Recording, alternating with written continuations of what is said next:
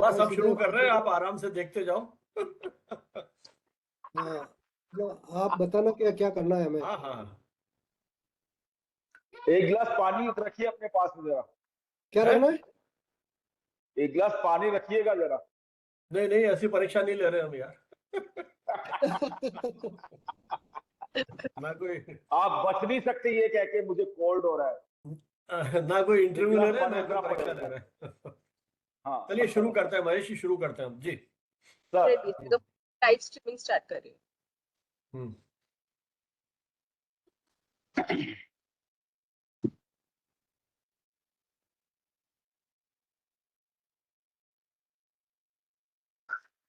पानी दें।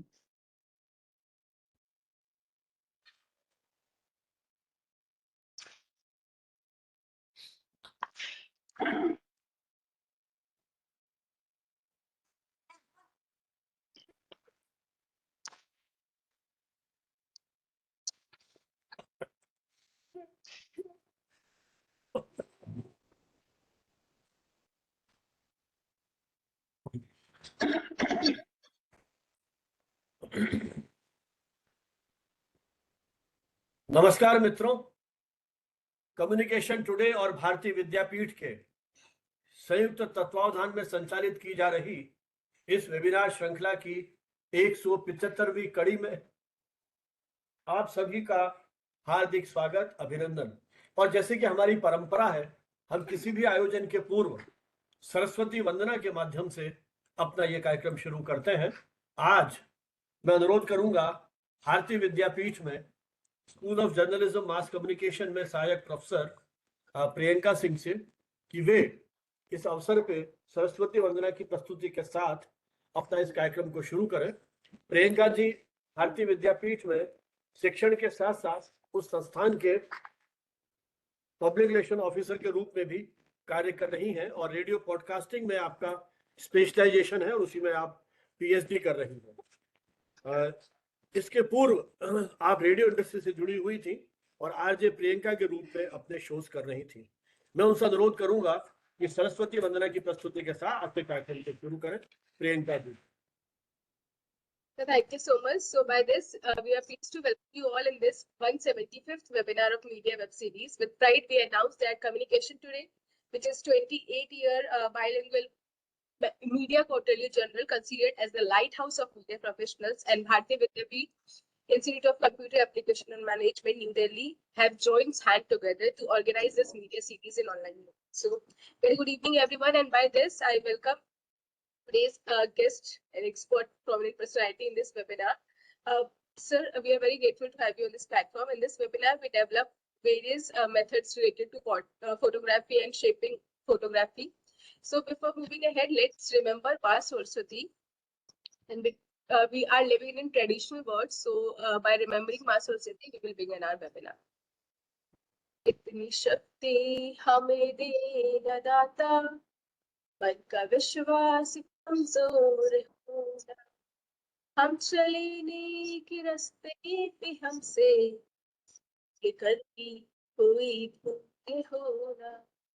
इतनी शक्ति हमें दे दाता, मन का विश्वास कमजोर हो, हम न सोचे हमें क्या मिला है, हम ये सोचे कि अब क्या है दर्पण, फूल खुशियों के बाटे सभी को, सबका जीवन ये बन जाए मधुबन, अपनी करुणा का जल तू बहा दे, कर दे पावन हरि के भक्त को। हम चले नेक रास्ते पे हमसे कोई भूल होना, हम चले नेक रास्ते पे हमसे भूल कर भी कोई। Thank you so much, sir.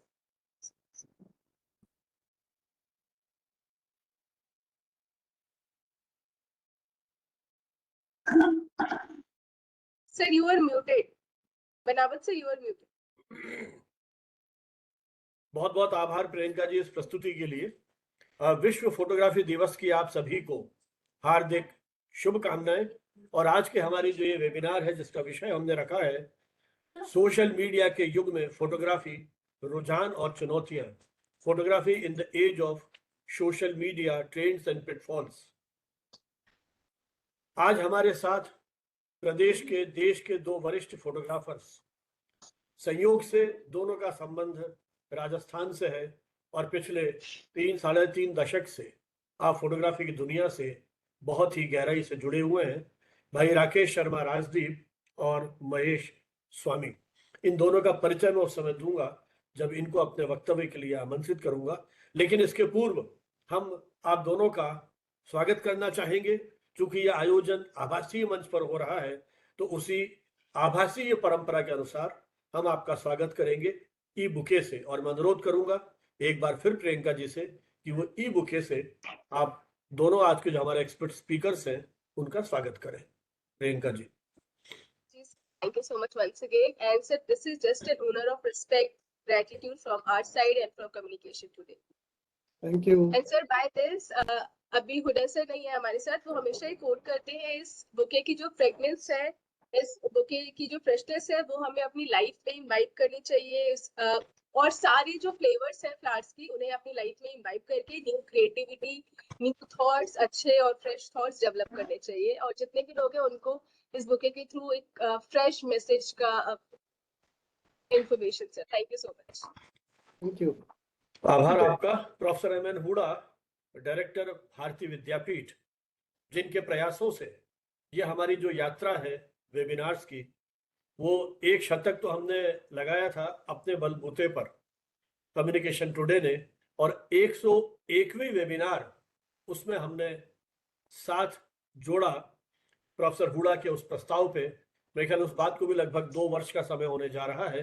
जब मैं किसी सेमिनार के सिलसिले में वहां गया था, तभी जब डिनर पर बैठे हुए थे वहीं ये विचार आया, और तब से ये यात्रा हमारी साथ चल रही है। ये 75वीं और वैसे 175वीं वेबिनार है विश्व फोटोग्राफी दिवस के ऊपर। ये आज विशेष कड़ी हम आयोजित कर रहे हैं।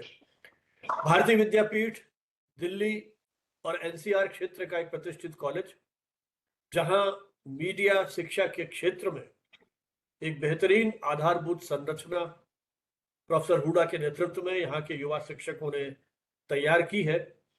लगभग 22-24 शिक्षकों की एक डेडिकेटेड टीम, जहां बैचलर्स डिग्री का कोर्स संचालित किया जा रहा है और अनेक अकादमिक आयोजनों के माध्यम से, और उनका अपना एक टेलीविजन स्टूडियो, अपना टीवी चैनल, उनका अपना एक रेडियो का स्टेशन, रेडियो ब्रॉडकास्ट, इन सारे क्षेत्रों में उन्होंने अपनी एक विशेष पहचान बनाई है।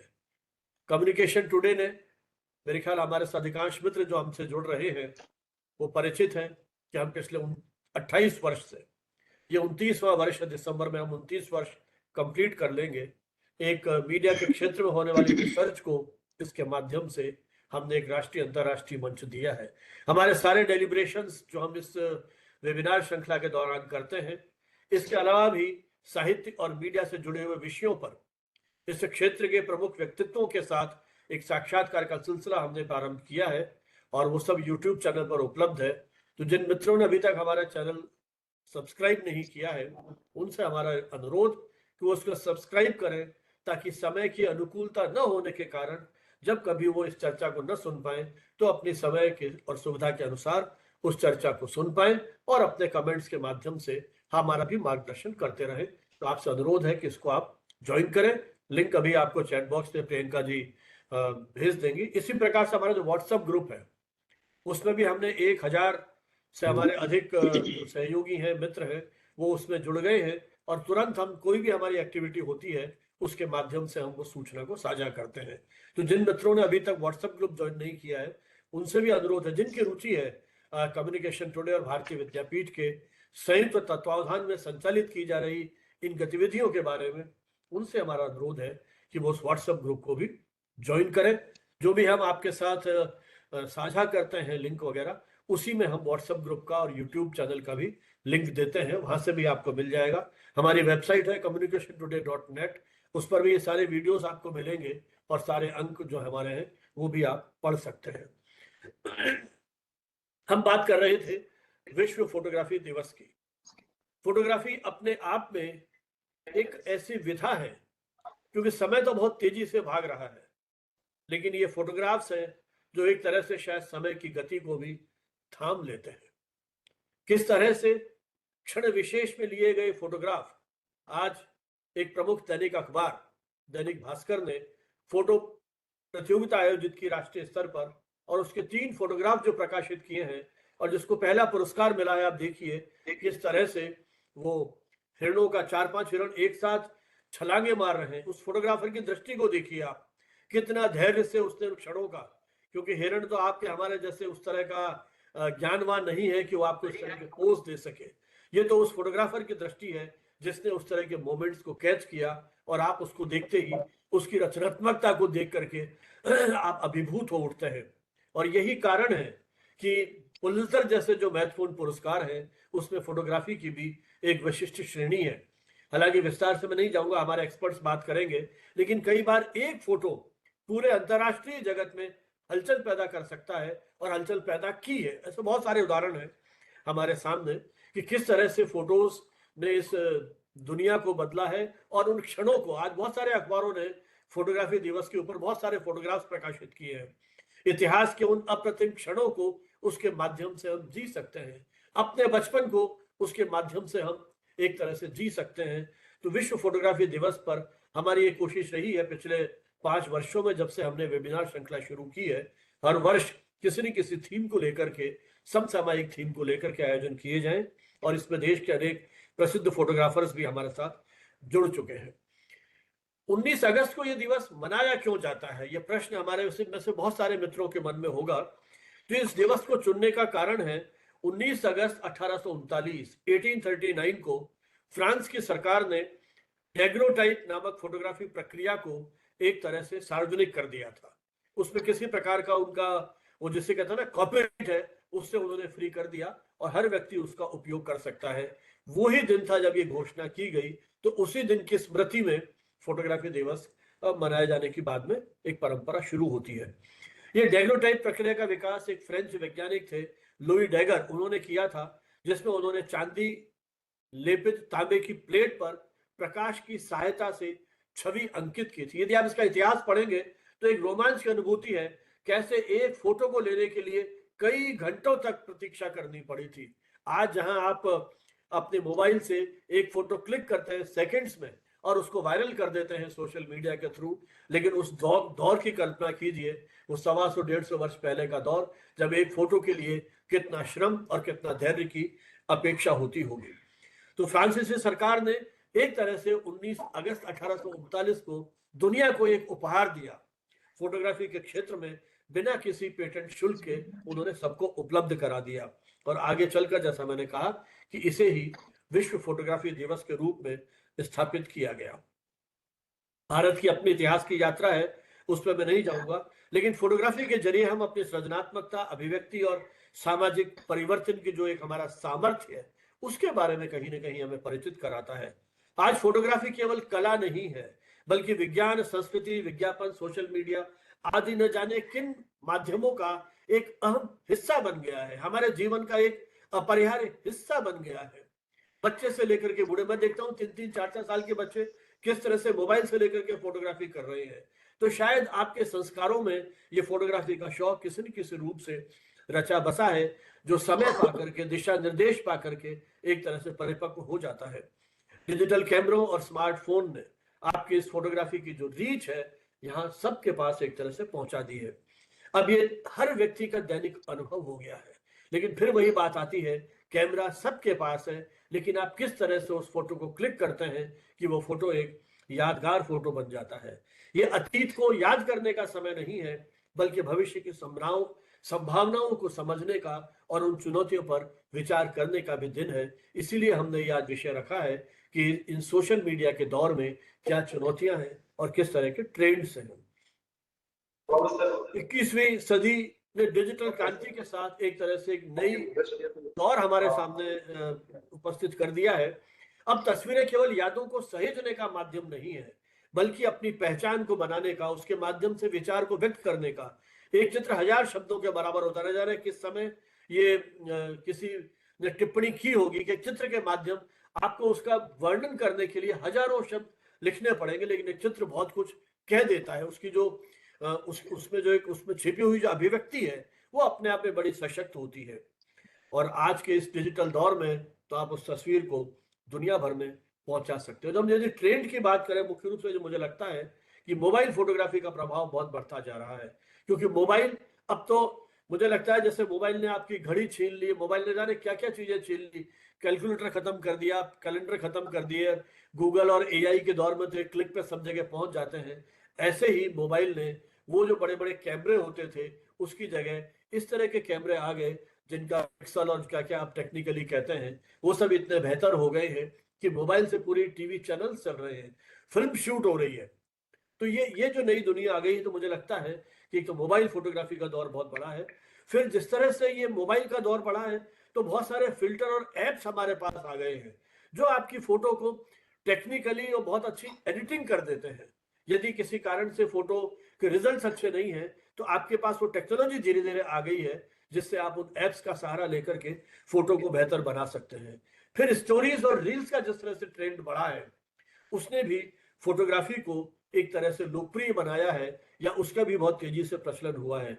चाहे वो इंस्टाग्राम की रील्स हो, यूट्यूब के शॉर्ट्स हो, और जो इस तरह के प्लेटफॉर्म्स हैं उनकी जिस तरह की प्रवृत्ति है, प्रकृति है, उसके अनुरूप इसी तरह से फोटोग्राफर्स को एक निश फोटोग्राफी जिसे आप कहते हैं नए दर्शकों के साथ जुड़ने का जो है वो भी मौका दिया है, जिसमें आप वाइल्ड लाइफ फोटोग्राफी है, फूड से संबंधित है, प्रोडक्ट की फोटोग्राफी है, न जाने कितने सारे इस तरह के क्षेत्र हैं जहां फोटोग्राफी का विकास हो रहा है। और एक तरह से जो फोटोग्राफर्स हैं या इस दुनिया में आना चाहते हैं उनके करियर को भी एक तरह से नई दिशा मिली है।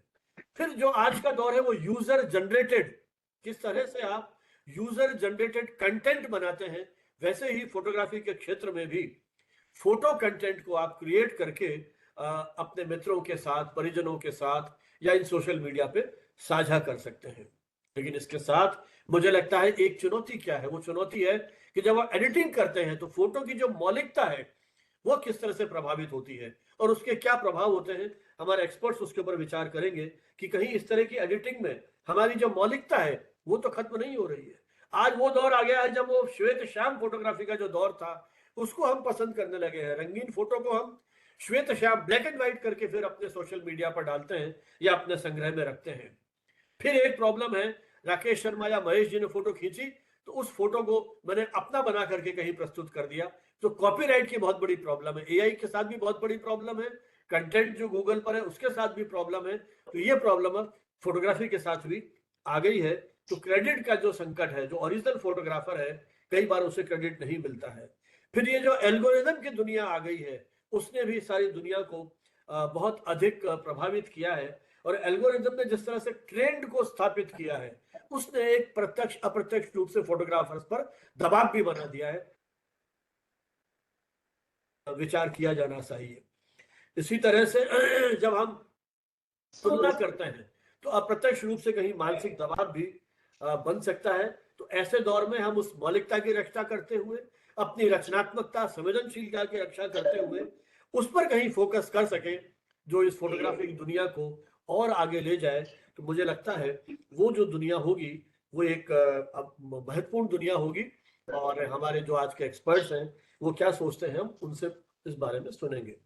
तो मैं सबसे पहले आमंत्रित कर रहा हूं भाई राकेश शर्मा राजदीप को, जिनका जैसा मैंने कहा कि फोटोग्राफी का लंबा अनुभव, फोटोग्राफी की शुरुआत करियर के रूप में शुरू करने का जो इनका शुरुआत होती है वो टाइम्स ऑफ इंडिया के माध्यम से होती है।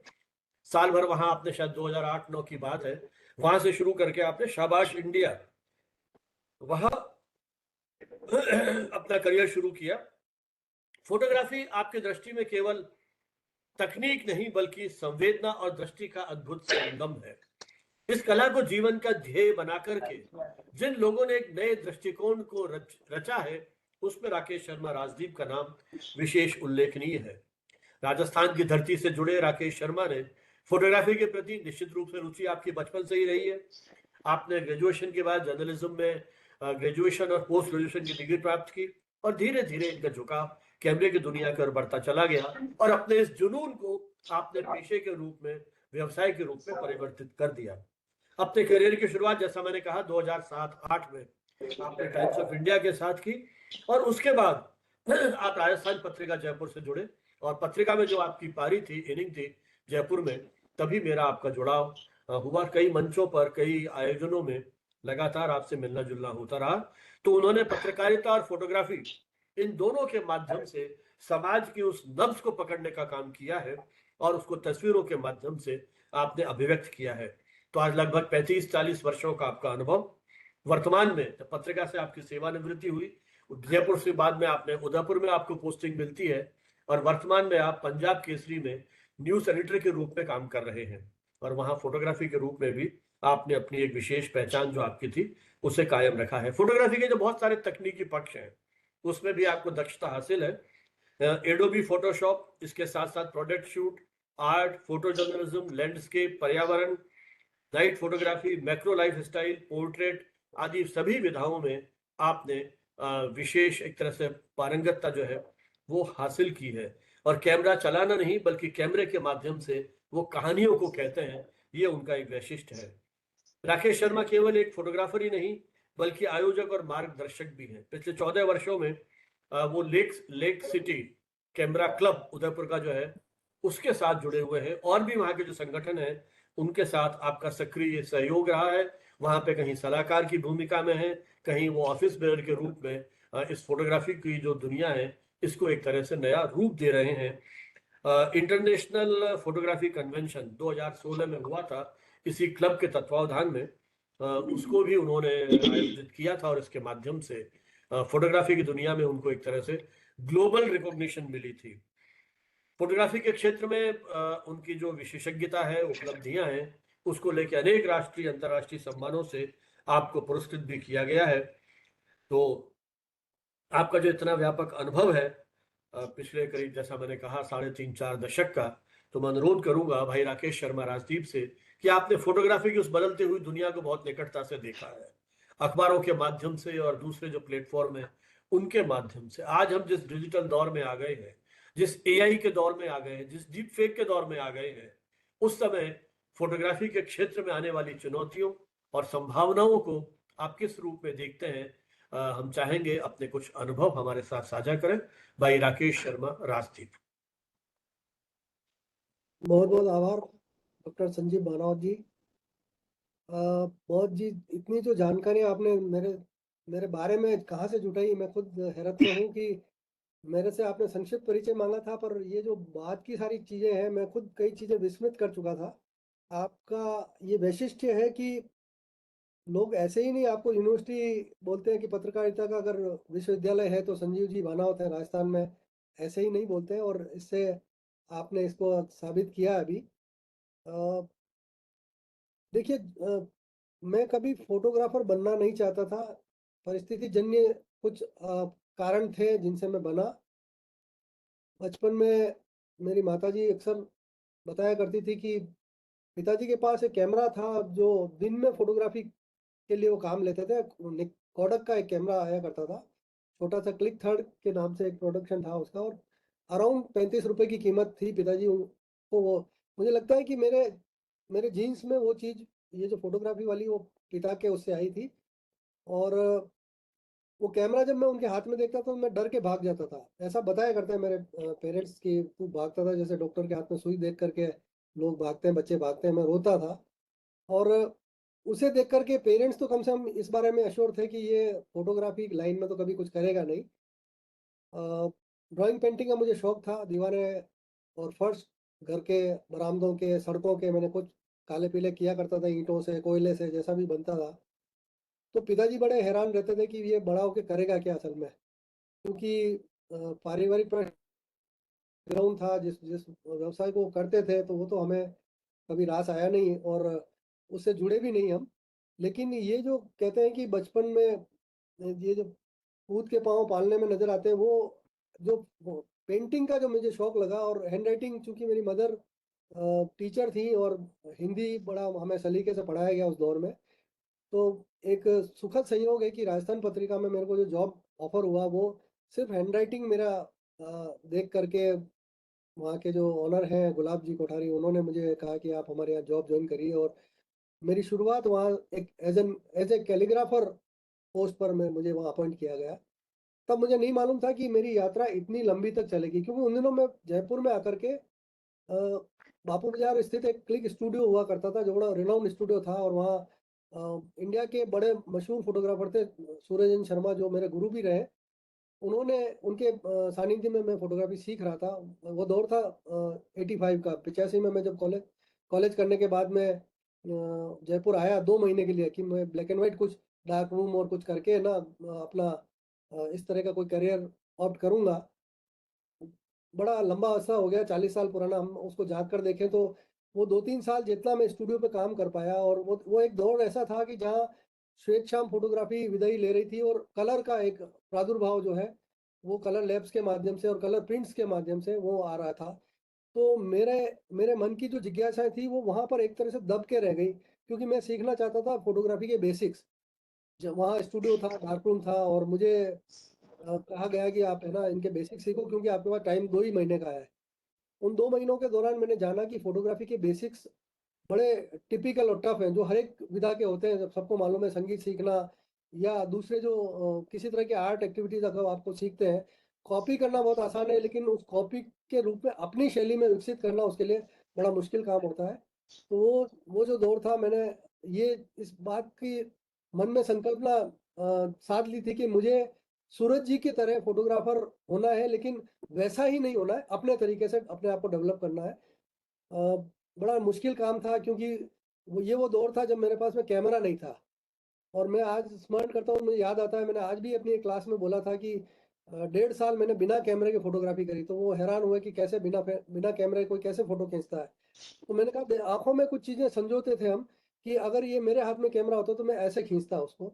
तो उस सपने को फिर जब मेरे हाथ में कैमरा आया तो मैं करने लगा। अ, ये बिल्कुल स्वाभाविक सी बात है कि जिसके प्रश्रय में, जिसकी देख-रेख में, जिसके सानिध्य में आप अगर जो काम सीखते हैं, तो उनकी छाया आप पे हावी होने लगती है, और लोग कहने लगते हैं कि यार तुम वैसे हो रहे हो। और मुझे रघुराय का वो एक किस्सा याद आता है, जब हम एक मीटिंग में उनके साथ बैठे, उन्होंने कहा कि आप अगर इस तरह से उनके जैसे हो जाओगे तो अपने जैसे कभी नहीं बन पाओगे आप। तो आपको अपनी पहचान के लिए खुद का कुछ ऐसा इनोवेशन कुछ करना पड़ेगा, ऐसा दायरा बढ़ाना पड़ेगा, ताकि आप अपने जैसे बन पाए। तो वहाँ से मेरी एक अलग ढंग की एक यात्रा शुरू होती है। और मैं एक बड़ा फॉर्च्यून भी था कि मुझे पत्रिका के माध्यम से मेरे को एक प्लेटफॉर्म मिला, जहाँ मैं बतौर आर्टिस्ट काम कर रहा था।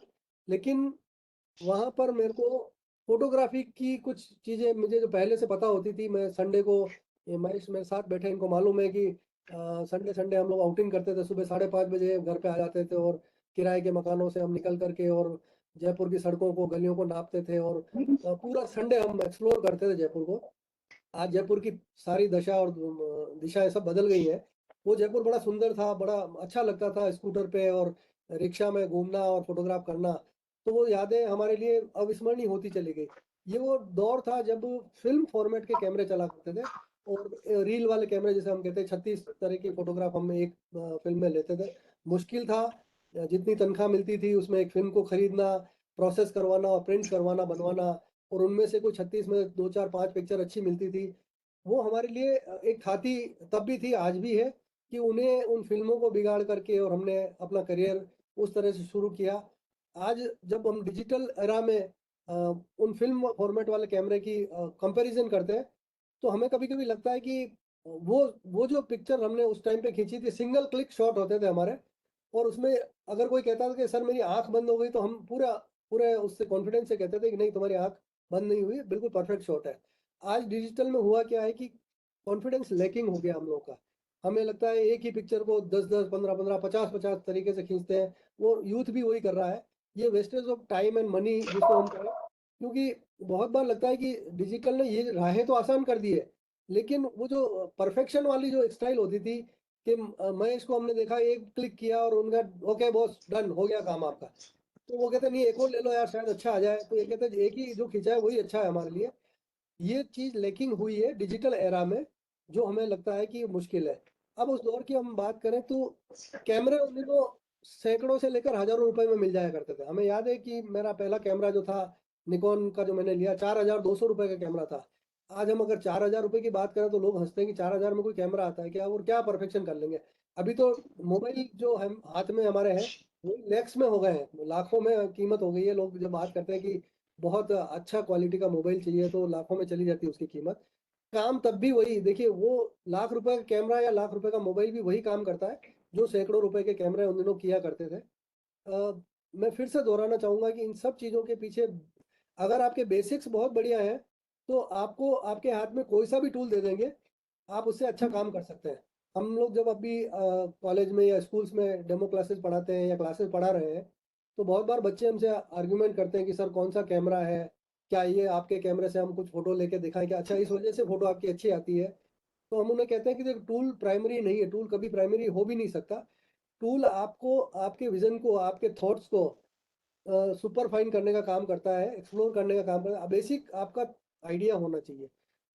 सो दैट सबसे पहली ज़रूरत होती है कि आपके बेसिक्स क्लियर हों। ये असल मायने जो टर्म में कहते हैं राइटिंग विद लाइट, लाइट के माध्यम से लिखना ही फोटोग्राफी कहलाती है। लाइट की समझ नहीं है, जैसे हमारे गुरु कहा करते थे, मुझे याद है कि शुरू के 3 साल मैंने जो उनको फोटोग्राफ खींच के बताए, तो लास्टली उन्होंने एक दिन मुझे बोल दिया कि तुम्हें लाइट की समझ नहीं है।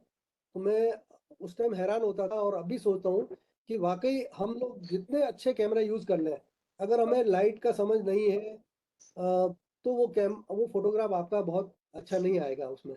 तो ये यूथ के लिए भी एक मैसेज है कि बेसिकली फ़ोटोग्राफ़ी की शुरुआत होती है, सबसे पहले लाइट को उसको समझना पड़ेगा।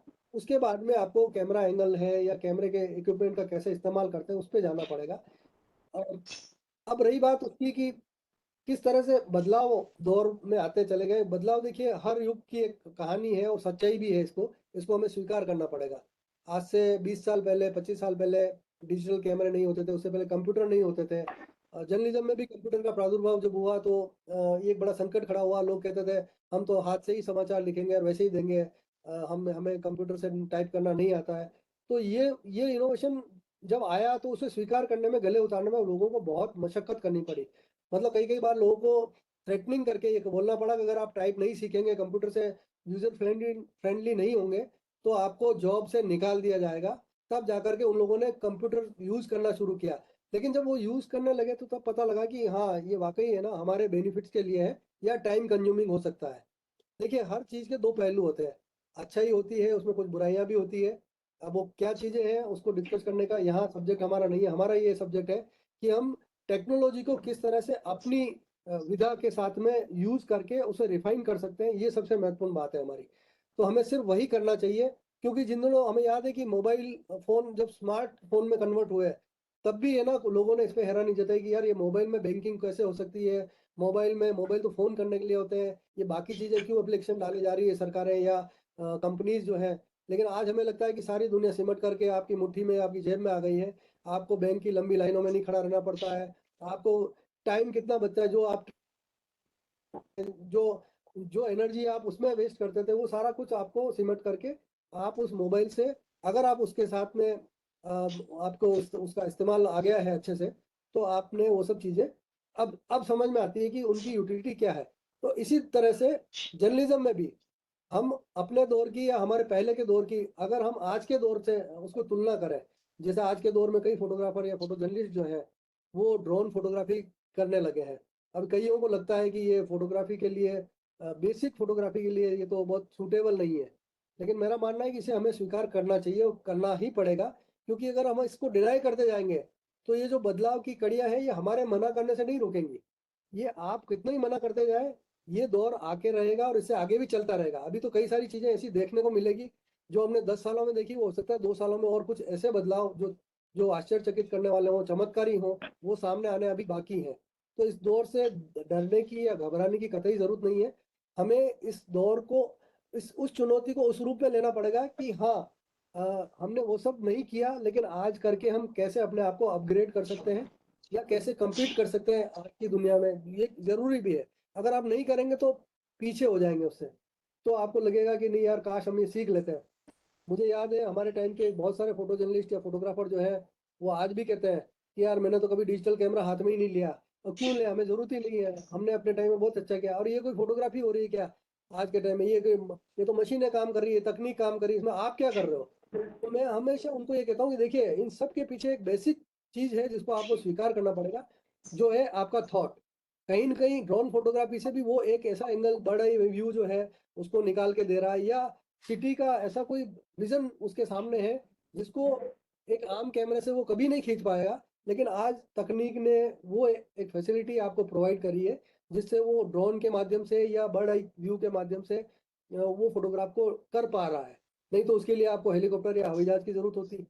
दूसरे, इस बदलते दौर की तकनीक में आज जर्नलिज्म पढ़ाने के लिए हमें कई बार लगता है, या फोटोग्राफी की जो हम क्लासेस तब लिया करते थे, मुझे याद है आईसीजी में पढ़ाता था, उसके बाद में मैंने कई और जगह भी प्राइवेट इंस्टीट्यूशंस में कई जगह फैशन फोटोग्राफी ये पढ़ाई थी। हमें मालूम है ब्लैक स्टूडियो बंद हो गए, ब्लैक एंड व्हाइट के डार्क रूम बंद हो गए। आज स्टूडियो की उपादेयता खत्म होती जा रही है। लोगों को लग रहा है यार फोटोग्राफी में, पेरेंट्स कई बार सोचते हैं कि कोई करियर क्या बनाएगा, ज्यादा से ज्यादा कि स्टूडियो खोल लेगा फोटोग्राफर, और तो क्या करेगा। तो हम उनको कहते हैं कि फोटोग्राफी का मायने ये नहीं कि वो स्टूडियो फोटोग्राफी ही करे। आज फोटोग्राफी लाइन में इतने सारे विकल्प और खुल कर के सामने आ गए हैं जिसकी हम कल्पना भी नहीं कर सकते थे कभी। हमारे टाइम में ये बात सच है कि एक स्टूडियो फोटोग्राफर, जिनके लिए या तो वेडिंग फोटोग्राफी हो गई या प्रोडक्ट फोटोग्राफी हो गई या स्टूडियो लाइन में जो जो कुछ भी स्ट्रीम्स होती थी वो 5-15 हुआ करती थी। आज वो लाइनें शायद ब्लॉक हो गई या बंद हो गई होंगी। किसी को लगता होगा यार उसके अलावा अब क्या बचा है। तो मैं उनको कहता हूँ कई बार कि आपकी वही लाइन्स नहीं थी और वही लाइन नहीं रही है। जो रास्ते बंद हुए हैं उनमें कई सारी गलियां ऐसी खुल गई हैं जिन गलियों में आप अवसर तलाश सकते हो।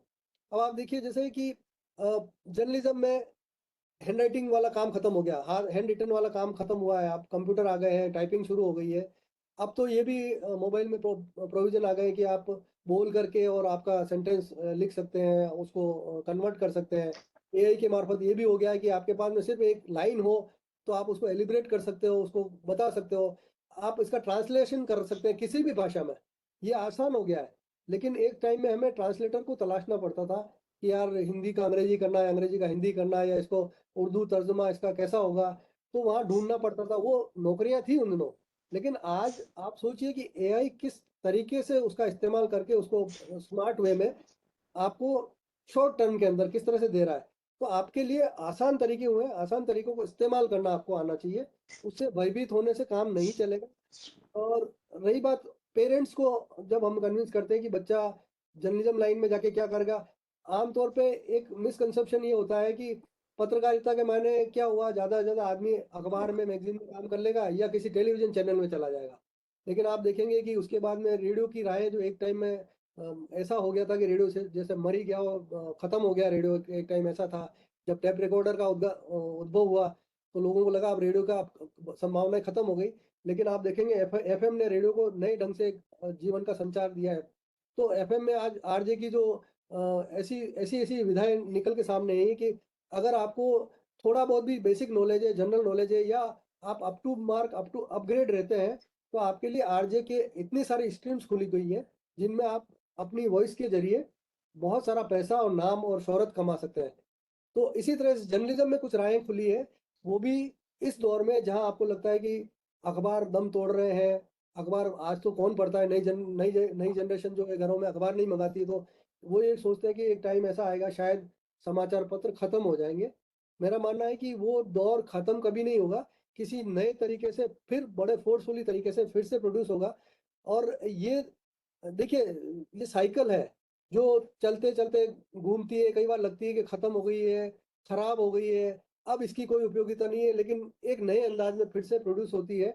और वही फोटोग्राफी में भी होने वाला है कि जिनको लगता है कि ब्लैक एंड व्हाइट का दौर खत्म हो गया, या पत्रकारिता में या फोटोग्राफी में अब तो क्या करने वाला, अब तो टेक्निक इतनी हावी हो गई कि आर्ट वैल्यू खत्म हो गई है। मैं बता दूं आपको कि टेक्निक में आर्ट या साइंस जो है ये कभी खत्म नहीं हो सकती।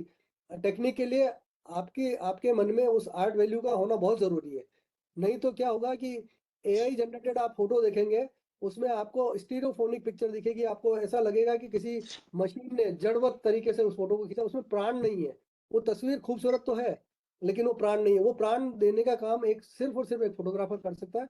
वो दृष्टि अगर उसमें है तो उस तकनीक के सहयोग से, सहायता से उस तस्वीर को और जीवंत करने का, उभारने का काम जो है हम शायद उसमें उस एआई तकनीक के मार्फत कर पाएंगे। ये ज़रूर है। तो ये चुनौतियाँ जो है वो बढ़ेंगी भी, जॉब्स खत्म होंगे, लेकिन कई जॉब जनरेट भी हो रहे हैं। आपने देखा होगा, जैसे अगर आप मान लीजिए कंटेंट राइटर का एक नया इन दिनों डेवलपमेंट हो गया है कि आपके पास में लिखने का जो है समाचार पत्रों में या मैगजीन्स में जो बाहर से रचनाएं मंगाते थे, आज एक पोस्ट में एक कंटेंट राइटर बैठ करके विज्ञापन भी बना रहा है, आपके आर्टिकल भी बना रहा है, वो उसको एडिट भी कर रहा है। और कंटेंट राइटर की उन दिनों हो सकता है सैलरीज कुछ सैकड़ों में, हजारों में होती थी, आज लैक्स में कंटेंट राइटर जो है वो अर्न कर रहे हैं। वो इसलिए संभव हो पाया क्योंकि उसके पास में ये टूल्स, ये फैसिलिटीज जो हैं वो दुनिया भर की फैसिलिटीज, दुनिया भर के एप्लीकेशन जो हैं उसको सपोर्ट कर रहे हैं। तो मेरा अपना मानना है कि इससे भयभीत होने का या घबराने का हमें कतई ज़रूरत नहीं है, क्योंकि ये सारी चीज़ें हमारे डरने से या रोकने से रुकने वाली नहीं है। अभी तो चुनौतियाँ और बढ़ेंगी और संभावनाएँ भी उनके साथ-साथ उसी गति से सामने आएँगी। हमें उनका इस्तेमाल करना आना चाहिए उसमें। तो मेरे ख्याल से ये ज़रूरत है। और इसके अलावा जो जिन चीज़ों का सर आपने ज़िक्र किया था, मैं आपको बता दूँ कि डिजिटल पत्रकारिता के विस्तार में आज वेबसाइट डेवलपमेंट का काम है, यूट्यूब चैनल्स है, पॉडकास्ट है, सोशल मीडिया प्लेटफॉर्म्स ने नए कंटेंट रिपोर्टर्स और कंटेंट क्रिएटर्स को जॉब दिया है। और एडिटर्स भी जो इस लाइन में जो बड़े पारंगत हैं, वो एडिटिंग के रूप में नई संभावनाओं को तलाश पा रहे हैं। ये सब पॉसिबल हुआ है नई टाइप की जर्नलिज्म जो, या नए टाइप के जो दौर इन दिनों जो चल रहा है उस मार्फत हुआ है। इसी के आधार पे विशेषज्ञता के आधार पे, जैसे साइंस एंड टेक्नोलॉजी के आधार पे कहें हम, या हेल्थ एनवायरनमेंट की बात, डेटा जर्नलिज्म एक बड़ा वो स्कोप खुला है जो अब से पहले या तो हाशिए पर था या लोग उसकी वैल्यू नहीं करते थे। आज डेटा जर्नलिज्म इतना बड़ा फील्ड हो गया है कि कोई बड़ी कंपनी आपको उस रूप में हायर कर सकती थी कि अगर आपके पास में वो पुराने टाइप के कुछ चीज़ें अगर आपके पास में है या आपके पास अनुभव है उस तरह का, तो डेटा जर्नलिज्म से आप बहुत सारे इस विशेषज्ञ के तौर पर आप इसमें अपना करियर बना सकते हैं। इसी के साथ में आप ज़रूरत नहीं है कि जैसे वर्क फ्रॉम होम ने कोरोना के बाद में ये संभावनाएं बढ़ाई है, फ्रीलांस जर्नलिज्म को की संभावनाएं बहुत बढ़ गई है। आप घर बैठे बगैर किसी कंपनी को एसोसिएट किए बहुत सारी मल्टीपल चॉइसेस आपके पास में होगी और आप बैठे 24 घंटे आप वो काम कर सकते हैं। आपके पास में इंटरनेट के जरिए आपके पास में बहुत सारे अवसर ऐसे रहेंगे जिसके थ्रू आप काम कर सकते हैं। विजुअल्स और मल्टीमीडिया में बहुत सारे स्कोप्स खुले हैं, आगे राहें और आसान होंगी। मेरा अपना मानना है कि इस दौर से हमें किस तरह का लाभ उठाना है वो आपको देखना है। इसी के साथ जुड़ी हुई कड़ी कड़ी है जिसमें लोकल और रीजनल जर्नलिज्म का प्रादुर्भाव हुआ है इस वजह से, सोशल मीडिया की वजह से।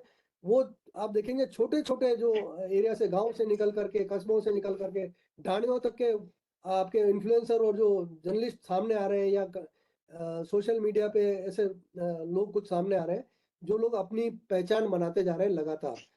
अ, अब इनमें जो चुनौतियां हैं मैं उनको हाईलाइट करते हुए अपनी बात खत्म करूंगा। एक तो इनमें चुनौती जो सबसे बड़ी है वो फेक न्यूज़ की और गलत सूचना की, तथ्य के बिना जो है। आज भी मैंने कॉलेज में क्लास पढ़ी थी कि सोशल मीडिया पे जो कुछ भी परोसा जा रहा है या जो आप देख रहे हैं वो न्यूज़ नहीं है, वो इन्फॉर्मेशन है। तो ज़्यादातर हम उसको ये मान के चलें कि वह सूचनाएं हैं, उन बगैर फैक्ट के उनको न्यूज़ माना जाना कठिन होता है। तो फैक्ट चेक करना हमारे लिए चुनौती पत्रकारिता में हो गई है, वो बनी रहेगी। लेकिन इसके भी कोई ना कोई सोल्यूशन सामने आएंगे, आ भी रहे हैं। आर्थिक अस्थिरता का एक बड़ा रोल जो है अभी निकल के सामने आया है कि नौकरियां खा जाएंगे, नौकरियां खत्म हो जाएंगी। कुछ ही टाइम पहले हमने अखबारों में पढ़ा था कि कितने लाख लोग जो हैं बेरोजगार हो जाएंगे। लेकिन उसी गति में, उसी अनुपात में कुछ लाख लोगों को इस स्ट्रीम में नौकरियां मिलेंगी भी, ये भी एक सच है। तो उसे भी हमको याद रखना पड़ेगा। सोशल मीडिया में राजनीतिक और आर्थिक दबाव का एक बड़ा एक फेज हम पत्रकार के रूप में मानते हैं कि वो भी एक सामने है, जो एक चुनौती के रूप में उसको भी हमको झेलना पड़ेगा। वो पहले था अखबारों में किसी और रूप में था, लेकिन आज इस डिजिटल मीडिया में भी पॉलिटिकल और ये इकोनॉमिकल प्रेशर जो है वो आपको हैंडल करना आना चाहिए। तकनीक अपग्रेडेशन हमें हमेशा बनाए रखना पड़ेगा। अब इसकी ज़रूरत पड़ती रहेगी। पहले ये होता था कि आपने अपना काम ख़त्म किया, घर जाके सो गए, बैठ गए, उससे काम नहीं चलने पड़ेगा। अब जो जॉब्स है वो 24/7 में रहेंगे। आपको हमेशा अपग्रेड होते रहने या करते रहने की ज़रूरत पड़ेगी। बाकी मल्टी स्किल, मल्टीटास्किंग होना बहुत ज़रूरी हो गया है। ये ये सबके लिए है, इसको आप चुनौती के रूप में लें या अवसर के रूप में लें, वो अपनी जगह पर है। इसके अलावा मौलिकता का जो जैसा आपने जिक्र किया था कि आज आपको याद होगा पत्रिका में भी कई बार है ना, होली पे दिवाली पे जो कंटेंट छपते थे, आर्टिकल मंगाए जाते थे लोगों से और वो लोग उनसे सीखते थे। आज उसमें कमी आ गई है। लोग जो कुछ भी ले करके या देख करके लिख करके भेजते हैं तो उस पर क्वेश्चन मार्क होता है कि यार ये एआई से तो नहीं उठाया गया है, ये क्या क्या उसका खुद का लिखा हुआ है क्या, यार क्या इतना अच्छा लिख सकता है क्या वो। ये पहले नहीं होता था, लेकिन अब क्वेश्चन मार्क इसलिए लगता है कि आज मैं कोई अपना एक बहुत अच्छा फोटोग्राफ अखबार में ले जाके दे दूं तो सबसे पहले वो उसको बड़ा करके देखेंगे कि यार इसमें ये किसकी हेल्प ली आपने, क्या इसमें कोई टूल का इस्तेमाल तो नहीं किया है, कोई जोड़ा तोड़ी तो नहीं करी है। तो वो क्वेश्चन मार्क है। लेकिन मेरा मानना है कि जहाँ कहीं जो आदमी आज भी वो मौलिक रूप से काम कर रहे हैं उसकी अपनी पहचान है, विश्वसनीयता बनी रहेगी। और देखिए मशीन जो बनी है वो आदमी के ब्रेन से ही बनी है और वैसे ही काम करती है, वो ब्रेन से आगे जा नहीं सकेगी कभी भी। तो आपको अपने ब्रेन का इस्तेमाल करना ही पड़ेगा और करते रहना पड़ेगा। तो मेरा ख्याल से इसमें कुछ बिंदुओं को जितना मैं आपको समझ पाया और मैं उसको समाहित कर पाया मैंने किया है। और कुछ 2-5 बातें जो एआई की सहायता से जो न्यूज़ रिपोर्टिंग आजकल हो रही है उसको लेकर के भी मैं 4 लाइन और बहुत बता देता हूँ आपको कि आने वाले पत्रकारिता के जो ट्रेंड्स हैं उसमें एआई जर्नलिज्म जो है वो किस तरह से इफेक्टिव होने वाले हैं। इसमें आर्टिफिशियल इंटेलिजेंस न्यूज़ जो है उससे रिसर्च और ट्रांसक्रिप्शन वाले जो मामले हैं, इमेज जनरेशन और डेटा एनालिसिस जो है वो तेजी से ग्रो करेंगे, प्रोग्रेस करेंगे। ये एक संभावना जो है बनने वाली है।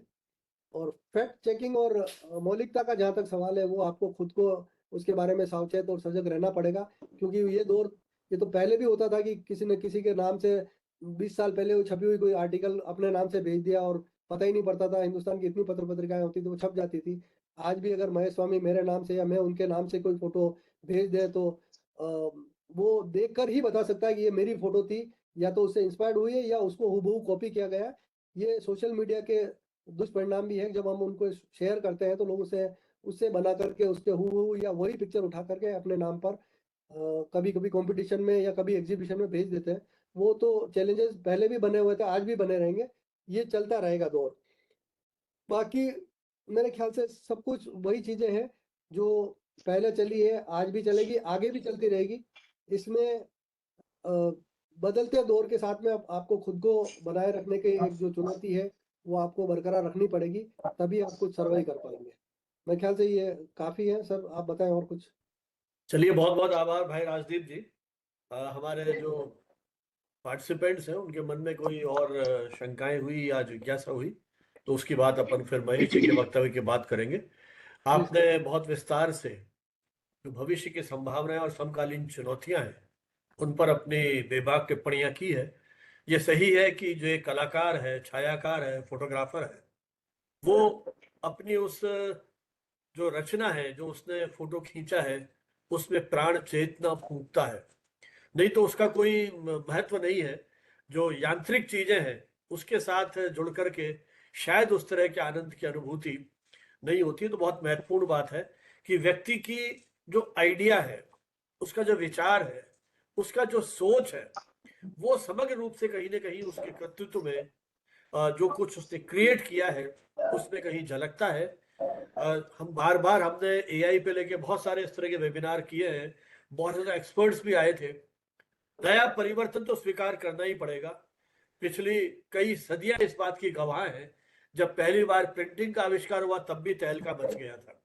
तो ये तो हमेशा होगा, आलोचना प्रत्यालोचना, लेकिन पीछे नहीं लौट सकते। हमको इसी दुनिया में इसी तकनीक के साथ काम करते हुए आगे बढ़ना होगा।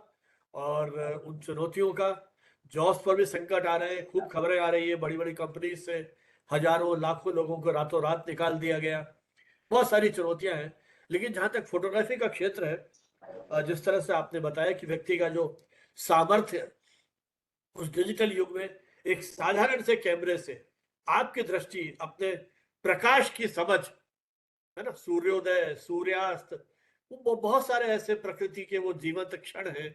आप कहाँ किस तरह से फोटो खींचते हैं, ये आपकी क्षमताओं पर, आपकी कल्पनाशीलता पर, आपकी प्रयोग धर्मिता पर निर्भर करता है। बहुत बहुत आभार आपका।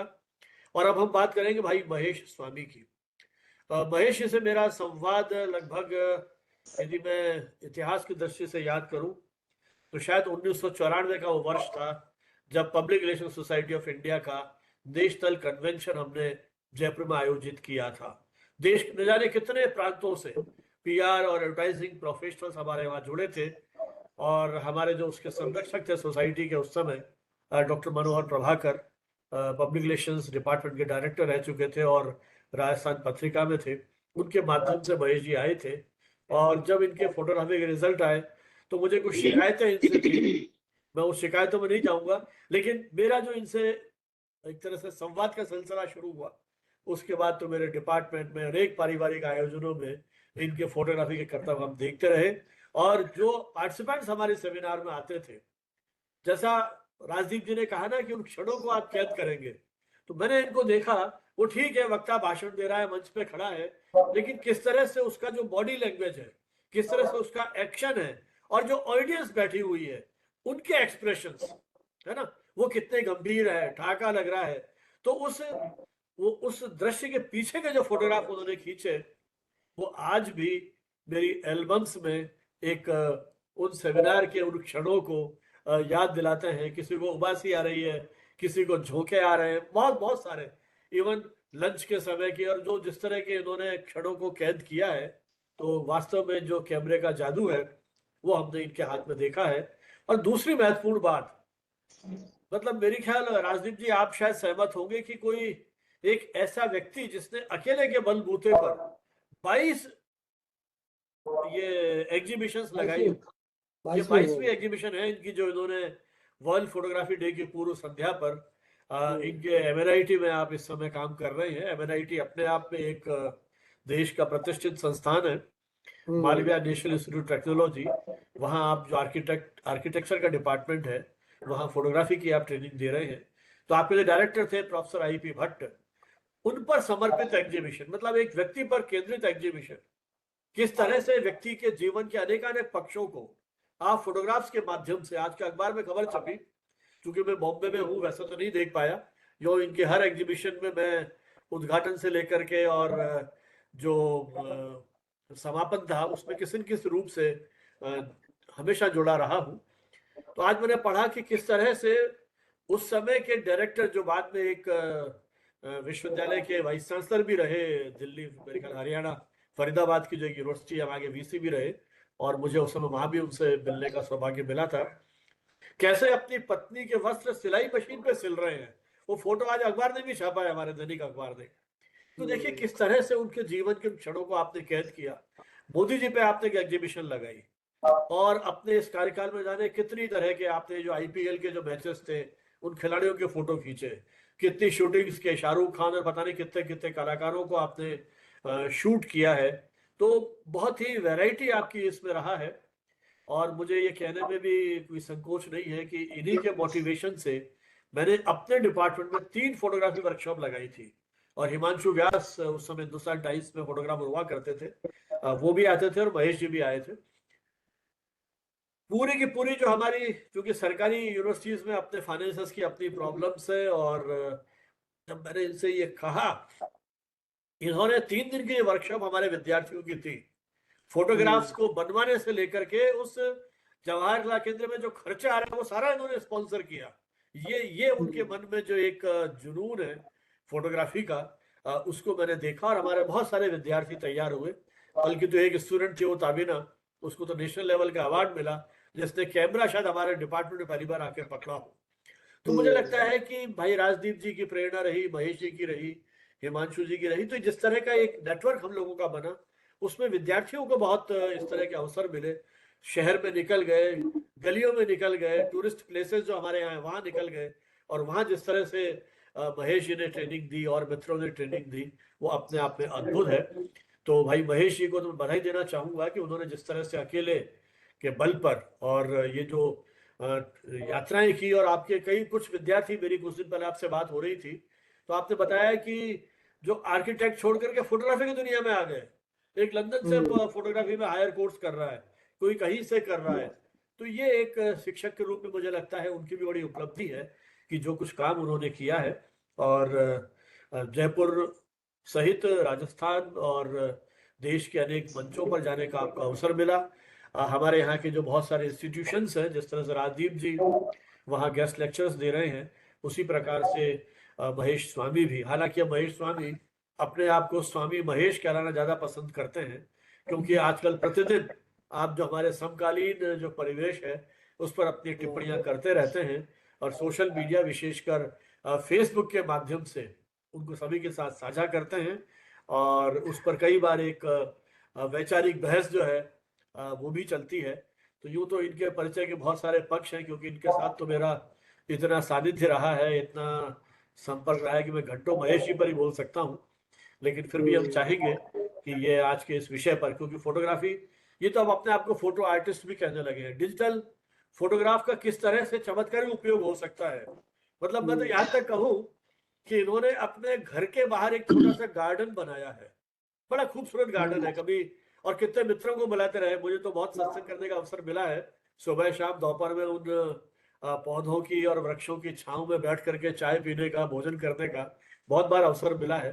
तो इन्होंने पूरी एग्जीबिशन अपने उस गार्डन पर ही लगा दी। आपको आश्चर्य होगा कि 30-40 फोटोग्राफ को, मतलब महेश जी मुझे लगता है कि उन पौधों के साथ रोज सुबह उठ करके संवाद करते हैं। वो जो उनका पौधों के साथ, प्रकृति के साथ संवाद है, उसी पर वो जो डिजिटल टेक्नोलॉजी का चमत्कार है उसको हमने वहां देखा था।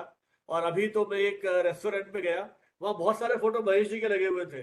मैंने उनको दूसरे दिन फोन किया, मैंने कहा यार वहां तो आपके सारे फोटो लग रहे हैं, फिर ये मुझे लेकर के वहां गए कि देखिए ये फोटोज है, और फिर हमने वहां पर फोटो वोटो भी खींचा है। तो इनके व्यक्तित्व के बहुत सारे आयाम हैं। तो वर्ल्ड फोटोग्राफी डे पे मेरे ख्याल आज दूसरी बार महेश जी हमारे साथ इस वेबिनार में जुड़े हैं। तो जिस तरह से भाई राकेश जी ने अपने अनुभव शेयर किए, तो आप भी कुछ अपना अनुभव शेयर करें कि इस बदलते दौर में इस फोटोग्राफी की विधा को आप किस रूप में देखते हैं, क्या संभावनाएं देखते हैं, और क्या हमारे करीब 50 से अधिक पार्टिसिपेंट्स इस समय जुड़े हुए हैं, उन सब के साथ आप किस तरह से उनको प्रेरित करना चाहेंगे अपने वो 30-35 साल का आपका भी अनुभव फोटोग्राफी की दुनिया का, और एक शिक्षक के रूप में एमएनआईटी जैसे इंस्टीट्यूशन में आपने इस फोटोग्राफी की विधा को जीवंत बनाया है। भाई महेश जी, आपके अनुभव के लिए आपसे अनुरोध है। Mahesh ji. Thank you so much sir. आप सबको सर्वप्रथम विश्व फोटोग्राफी दिवस की बहुत बहुत शुभकामनाएं। मैं फोटोग्राफी की बात यहां से करना चाहता हूं कि मैंने कैमरे को मैजिक टूल समझा है और बार बार इसी नाम से बात किया करता हूं, क्योंकि इस कैमरे ने, फोटोग्राफी ने मेरी जिंदगी में जो रंग भरे हैं उससे मैं बहुत उत्साहित हूं। जैसा कि कहा गया है, फोटोग्राफी देखने की कला है, और फोटोग्राफ के बारे में कहा गया है, फोटोग्राफी पेंटिंग विद लाइट्स। कहने का मतलब ये कि ज्यादातर जो अच्छी क्रिएटिव फोटोग्राफी है उसको अगर अप्रिशिएट किया जाएगा तो उसकी लाइट को कितने रचनात्मक अंदाज में, कितने कलात्मक अंदाज में छाया करने, अनुभूत करते हुए अपनी उस फोटोग्राफ को लिया है, वो सबसे अहम, किसी भी पिक्चर को अप्रिशिएट करने के पीछे जो एक मोटा कारण होगा वो लाइट कंडीशन होगी। बहरहाल, मैं फोटोग्राफी के कुछ दूसरे पक्षों की तरफ, राजदीप जी ने इतनी बड़ी बातें इतनी सिंपल भाषा में आप लोगों के साथ साझा की है। मेरे जो दूसरे तरह के अनुभव रहे हैं, मैं उनको, जिस रूप में मैंने फोटोग्राफी के साथ जुड़ाव महसूस किया है, जो रोमांच मैंने फील किया है, तो मोटे तौर पे मैं पहले आप लोगों से ये बात कहना चाह रहा हूं कि देखने वाली बात है कि फोटोग्राफी को मुख्य तौर पे पढ़ाई के तौर पे, सब्जेक्ट के तौर पे तीन विषय में पढ़ाया जाता है। पहला जर्नलिज्म, दूसरा आर्किटेक्चर, और तीसरी विधा आपकी आर्किटेक्चर जर्नलिज्म और एक एडवर्टाइजिंग नहीं, फोटोग्राफी में अभी याद आ जाएगा। कहने का मतलब मैं जो आपको मेंशन करना चाह रहा हूं कि समझने वाली हम सब के लिए बात यह है कि नॉर्मली फोटोग्राफी को यह माना जाता है कि इसको द्वारा फोटोग्राफर, चाहे कोई इवेंट है, चाहे शादी ब्याह है, इस तरह की फोटोग्राफी करके अपना जीवन यापन कर सकता है। मैं इसका दूसरा पक्ष आप लोगों के सामने रखना चाहता हूं कि शिक्षा के अंदर फोटोग्राफी का जो सब्जेक्ट के तौर पर रखा गया है, इसको हमको समझने की बहुत सख्त जरूरत है। इसका दूसरे आयाम खोलेंगे हम सबके लिए, क्योंकि पढ़ाई में फोटोग्राफी सब्जेक्ट क्यों रखा गया है, मैं इस पर फोकस करना चाहता हूं। क्योंकि कैमरा, कहने का मतलब हमारी जो नेकेड आईज हैं, वो चीजों को अनुभूत करने में उस रूप में सक्षम नहीं है जितना कि स्टिल फोटोग्राफ। हमारी जो नंगी आंखें हैं वो लेफ्ट टू राइट ट्रेवल करती हैं, एक जगह रुकती नहीं है। इसलिए हम किसी चीज के साथ गहराई के साथ जुड़ाव नहीं कर पाते हैं। जब किसी भी चीज को हम स्टिल फ्रेम करते हैं, स्टिल करते हैं, स्थिर करते हैं, और जब वो फोटोग्राफ हमारे सामने आता है, चाहे वो फोटोग्राफ के रूप में कागज के ऊपर हो, चाहे लैपटॉप पर हो, चाहे डेस्कटॉप पर हो, तो हम उसके साथ लगातार लंबा संवाद कर सकते हैं। कहने का मतलब ये कि इंसान की जो समझ है वो कितना विस्तार लिए हुए है। जिस किसी भी सब्जेक्ट को, किसी भी ऑब्जेक्ट का जब हम फोटोग्राफ करते हैं, फोटोग्राफ करने के बाद जब उस पिक्चर के साथ हम संवाद करते हैं, तो हमारी समझ के, हमारी क्रिएटिविटी के नए आयाम खुलते हैं।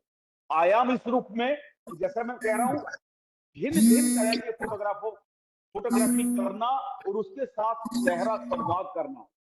क्योंकि किसी ने कोई भी बात कही, जैसे मैं भी जो बात कह रहा हूं, ये आपके नॉलेज में तब तक बढ़ोतरी नहीं होने वाली है वास्तव में, जब तक कि जो बातें मैं कह रहा हूं उनका आप प्रयोग नहीं करेंगे। क्योंकि सिर्फ सुनने भर से नॉलेज में इजाफा नहीं होता है। इजाफा होता है जो भी चीजें हमारे साथ साझा की गई हैं, क्या उनका हम प्रयोग या उपयोग कर पाए हैं। और जो बातें मैं अपने अनुभव आपसे साझा कर रहा हूं, जब वो प्रयोग आप करते हैं और उन प्रयोगों से वो सेम रिजल्ट आपको मिलते हैं, तब वो आपकी समझ होती है। तो कहने का मतलब, फोटोग्राफी मुख्य तौर से जो काम करती है, वो कैमरे को यूज करने वाले व्यक्ति की समझ का दायरा बड़ा करते हुए, चीजों के साथ उसकी दोस्ती करते हुए, प्रत्येक चीज की विशेषताओं से उसकी रूबरू कराते हुए, कुल मिला के उसकी जो ये याद है। क्योंकि जिस तरह से एक कैमरे के अंदर हम कार्ड डालते हैं, मेमोरी कार्ड डालते हैं, जिसमें आजकल इलेक्ट्रॉनिक डिवाइस के तहत वो पिक्चर स्टोर होती है, उसी तरह से जो भी फोटोग्राफ खींचने से पहले हम कुछ समय लेते हैं। समय इसलिए लेते हैं कि हम उसको सारा, जो मेरा सब्जेक्ट या ऑब्जेक्ट है, उसके सराउंडिंग जितनी भी चीजें हैं वो भी उतनी ही महत्वपूर्ण है जितना कि सब्जेक्ट। अब बात, जब बार बार हम ये कहते हैं कि कैमरा बहुत महत्वपूर्ण है, हाँ कैमरा महत्वपूर्ण है, लेकिन हमको समझना होगा कैमरे के साथ कैमरे की जो आंख है वो उससे भी अधिक महत्वपूर्ण है। वो इस रूप में कि कैमरा तो एक टूल है। ये टूल, इस टूल का उपयोग प्रत्येक व्यक्ति इतना उपयोगी रूप में नहीं कर पाता है, क्योंकि जब तक उसको कैमरे की साथ पक्की दोस्ती नहीं होगी, जब तक कैमरे का उसको पूरा उपयोग नहीं आता होगा, जब तक अलग अलग तरह के लेंसेज और लेंसेज के साथ में उनकी जो उपयोगिता है कि लेंस, नॉर्मल लेंस क्या है, वाइड एंगल लेंस क्या है, टेली लेंस क्या है, माइक्रो लेंस क्या है, प्रत्येक की गहरी समझ होने के बाद जब आप उसके साथ प्रयोग करते हैं, उनके मैजिक को आप महसूस करते हैं, और फिर बात शुरू होती है लाइटिंग, और लाइटिंग के साथ में वो सराउंडिंग। कहने का मतलब ये, एक छायाकार कैमरे की पीछे की आंख कितनी संवेदनशील है, कितनी हम्बल है, लाइट के प्रति, व्यक्ति के प्रति, व्यक्तित्व के प्रति, और कुल मिलाकर जितने भी चीजें, जैसे मैंने कहा सब्जेक्ट, उसके बाद में फोरग्राउंड, उसके बाद में बैकग्राउंड, और उसकी सराउंडिंग, और इससे भी महत्वपूर्ण है आपकी कल्पना शक्ति। आप कितने कल्पनाशील हैं। कल्पनाशील का मतलब ये, जो चीज वहां सराउंडिंग में एग्जिस्ट करती हैं, और एग्जिस्ट करने के साथ साथ में जो वहां का वातावरण है उसमें क्या क्या घटित हो रहा है, वो जो घटित हो रहा है उनके आधार पे क्या आप इतनी रचनात्मक, इतनी इफेक्टिव कल्पना करने में सक्षम हैं कि जो ये घटित हो रहा है उसको मैं किस रूप में चित्रित करूं कि ये फोटोग्राफ इतना गहरा संदेश देने में सक्षम हो। यहाँ पे एक बात और बहुत महत्वपूर्ण है, वो बात है कि कहा गया है फोटोग्राफी के बारे में, एक फोटोग्राफ 1000 शब्दों के बराबर ताकत रखता है। प्रत्येक व्यक्ति जो फोटोग्राफी कर रहा है उसको इस बारे में जानना बहुत जरूरी है कि कोई भी फोटोग्राफ जो होता है वो 1000 शब्दों के बराबर अपनी बात कैसे कहता है। जब तक ये उसको जानकारी नहीं होगी तब तक उन सारी चीजों को वो कंसीडर नहीं कर पाएगा, और जब तक उन सारी चीजों को संयोजित नहीं कर पाएगा तब तक वो इतना गहरा असर नहीं छोड़ पाएगा। इसके लिए जरूरी है कि जैसे एक फोटोग्राफर को सिर्फ कैमरे की ही जानकारी नहीं होनी चाहिए, उसको रंगों की भी जानकारी होनी चाहिए। उसके साथ में जितने भी कितने भी एलिमेंट हमारे आसपास रहते हैं उनकी महत्व, एक्सप्रेशन, एक्शंस और इन चीजों के प्रति मेरा लगाव कितना है। यहाँ पे फिर बात आती है एक फोटोग्राफर कितना धैर्यवान है, क्योंकि आज के दौर में जब फोटोग्राफी का डिजिटलाइजेशन हो गया है, जो सबसे बड़ा जो नुकसान आज के दिन है, जैसा कि राजदीप जी ने संकेत किया कि वो पहले के जमाने में जब रोल वाला कैमरा होता था जिसमें लिमिटेड फ्रेम होते थे 12 36, तो उस टाइम बहुत सोच के समय लेके क्लिक करना होता था और वो 36 के 36 फोटोग्राफ करेक्ट आते थे। आज फोटोग्राफर को ये भ्रम हो गया है कि अनलिमिटेड फ्रेम है और वो लगातार क्लिक कर रहा है बगैर समझे। उसको ये भ्रम है कि मैं 10 खींचूंगा तो एक भी सही आएगा। यहां मैं अपने अनुभव के आधार पर ये बता देना चाहता हूं कि बगैर सजगता के साथ, बगैर धैर्य के साथ अगर आप जल्दबाजी में क्लिक करेंगे तो 10 नहीं, आप चाहे 100 फोटोग्राफ खींच लीजिएगा। जो समझ के साथ, सजगता के साथ, हम्बलनेस के साथ समय लेके जब आप क्लिक करते हैं, चीजों को संयोजित करते हैं, वो एक फ्रेम भी उन 100 फोटोग्राफ पे भारी पड़ सकता है। बहरहाल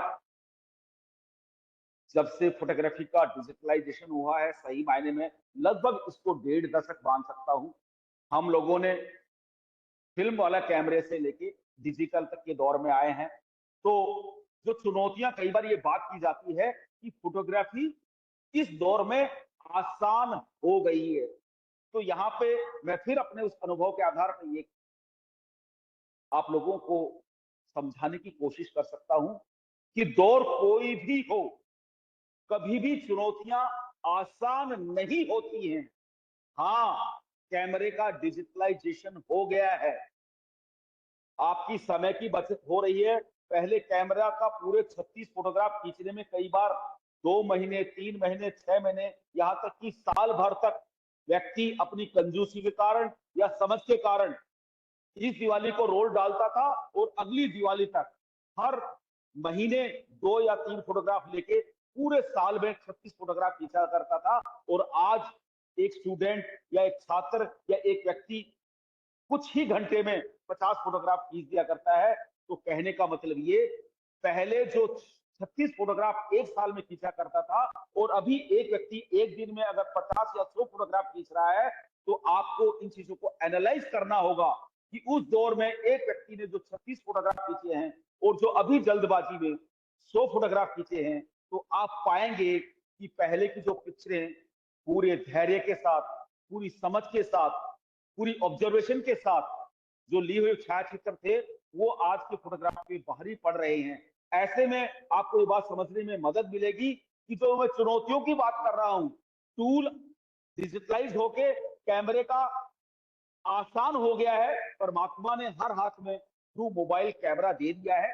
इसकी एक अच्छी बात तो ये है कि हर कोई इस मैजिक को महसूस कर सकता है, लेकिन बात जहां तक क्रिएटिव और इफेक्टिव फोटोग्राफ की है, उसके लिए तो जो साधना पहले थी उसी साधना के उसी के दौरान उतना ही समय आपको अब देना होगा, तभी आप उतनी इफेक्टिव फोटोग्राफी कर सकते हैं। क्योंकि पहले के दौर में और अब के दौर में फर्क ये आ गया है, पहले हमारे पास इतने दृश्य नहीं होते थे, इतनी चीजें नहीं होती थी कि वो हमको भटका दे। आज के दौर में सुबह से शाम तक इतनी चीजें हमारे सामने आ रही हैं, ऐसे में हमको रियाज करना पड़ेगा कि हम अपनी नजर को शार्प करने के साथ साथ धैर्य के साथ चीजों के ऊपर फोकस करना सीखें। जल्दबाजी के बजाय चीजों को जब धीरे से ऑब्जर्व करके उसके साथ जब हम संवाद करेंगे, तब जितना गहरा हमारा संवाद होगा, उस चीज के प्रति हमारी जो समझ बढ़ेगी। और ऐसे में कैमरा एक शिक्षक के तौर पे हमारे सामने है, इस बात को भी हमको पूरी श्रद्धा के साथ जानना और समझना होगा। कुल मिला के मैं जब बात ये कर रहा हूं, तो मैं इस बात पे फोकस करना चाहूंगा कि आज के दौर में और पहले के दौर में आप देखेंगे डिजिटलाइज होने के बाद, बावजूद उसके जो लगातार इंसान सुबह से शाम तक क्लिक कर रहा है कैजुअल अप्रोच के बाद भी, लेकिन फिर भी उसका पहले से और आज के दौर में थोड़ा सा सौंदर्य बोध में इजाफा हुआ है, उसकी समझ में इजाफा हुआ है।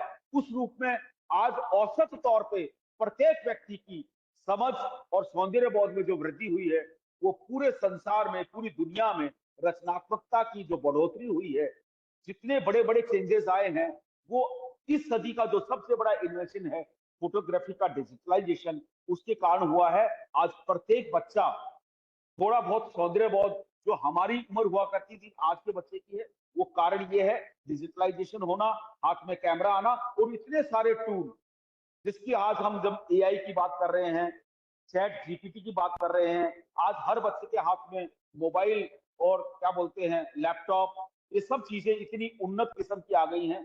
तो इस दौर में जब हम जनरेशन इतनी एडवांस हो गई है, हाँ निश्चित तौर पे, लेकिन एक जो चीज माइनस हो रही है वो है उनका जल्दबाजी, और शायद दूसरा हम कहते हैं ओवर कॉन्फिडेंस, इसको मैं कहना चाहूंगा, क्योंकि आज का बच्चा फटाफट रिजल्ट चाहता है।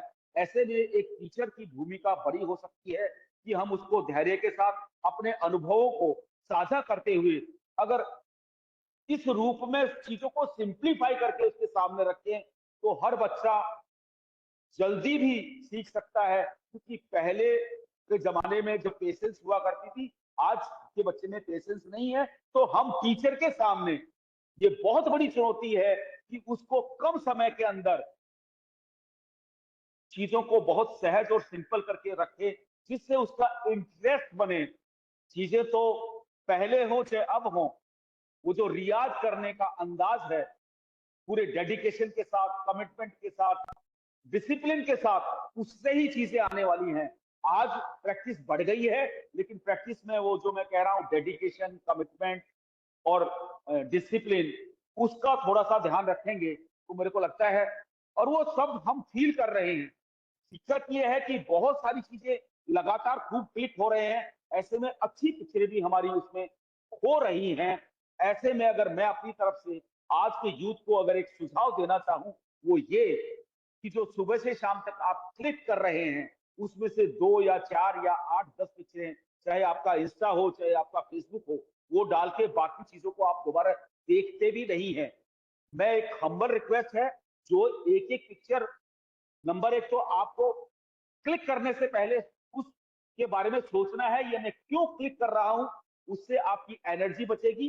जो समय आप क्लिक करने में गंवा रहे हैं, अगर वो सोचने में लगाएंगे तो आपकी पिक्चर बेहतर हो सकती है। बावजूद उसके जो भी पिक्चर आपने क्लिक किया है, ये आधी बात है, जो भी क्लिक किया है उस पिक्चर के साथ अगर आप संवाद करेंगे सोने से पहले, तो निश्चित मानिए आपकी समझ में इजाफा होने वाला है। क्योंकि एक एक पिक्चर जो आप जब उससे संवाद करेंगे, तो वो आपको करेक्ट करेगी, इसमें ये कमी है। वो पिक्चर अपने आप आपको कमियां पकड़ाएगी, उससे आपका परिष्करण होगा, आपकी समझ में परिष्कृत होते हुए आपको नेक्स्ट लेवल पे जाएगी। और ये सतत प्रक्रिया है, चाहे राजदीप जी हो, चाहे महेश स्वामी है, चाहे XYZ है, हम रोजाना कुछ नया सीखने की चाह जब होती है तो सीखते हैं। और एक और बात जो आज के युवा को मैं कहना चाह रहा हूं, सीखने के पॉइंट व्यू से, कि हम कोई भी क्रिएशन करते हैं, कुछ भी क्लिक करते हैं, तो पहला हमारे अंदर ये संतोष आता है, अच्छा है। मैं ये कह रहा हूं कि आपको यही नहीं रुक जाना है, अच्छा है।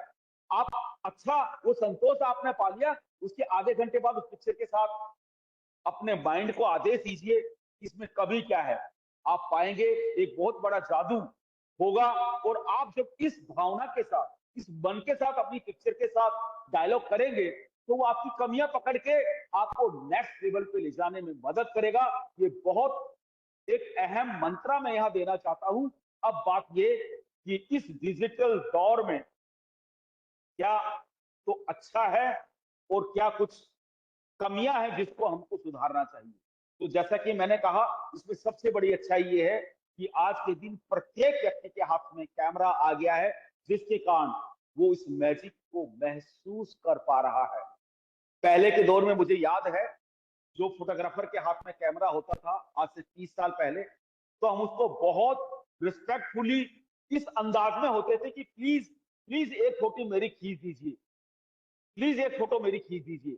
जबकि आज सुबह से शाम तक कैमरा मोबाइल आने के बाद में जो सेल्फी का दौर आया है, प्रत्येक व्यक्ति के अंदर एक संतोष का भाव पैदा हुआ है।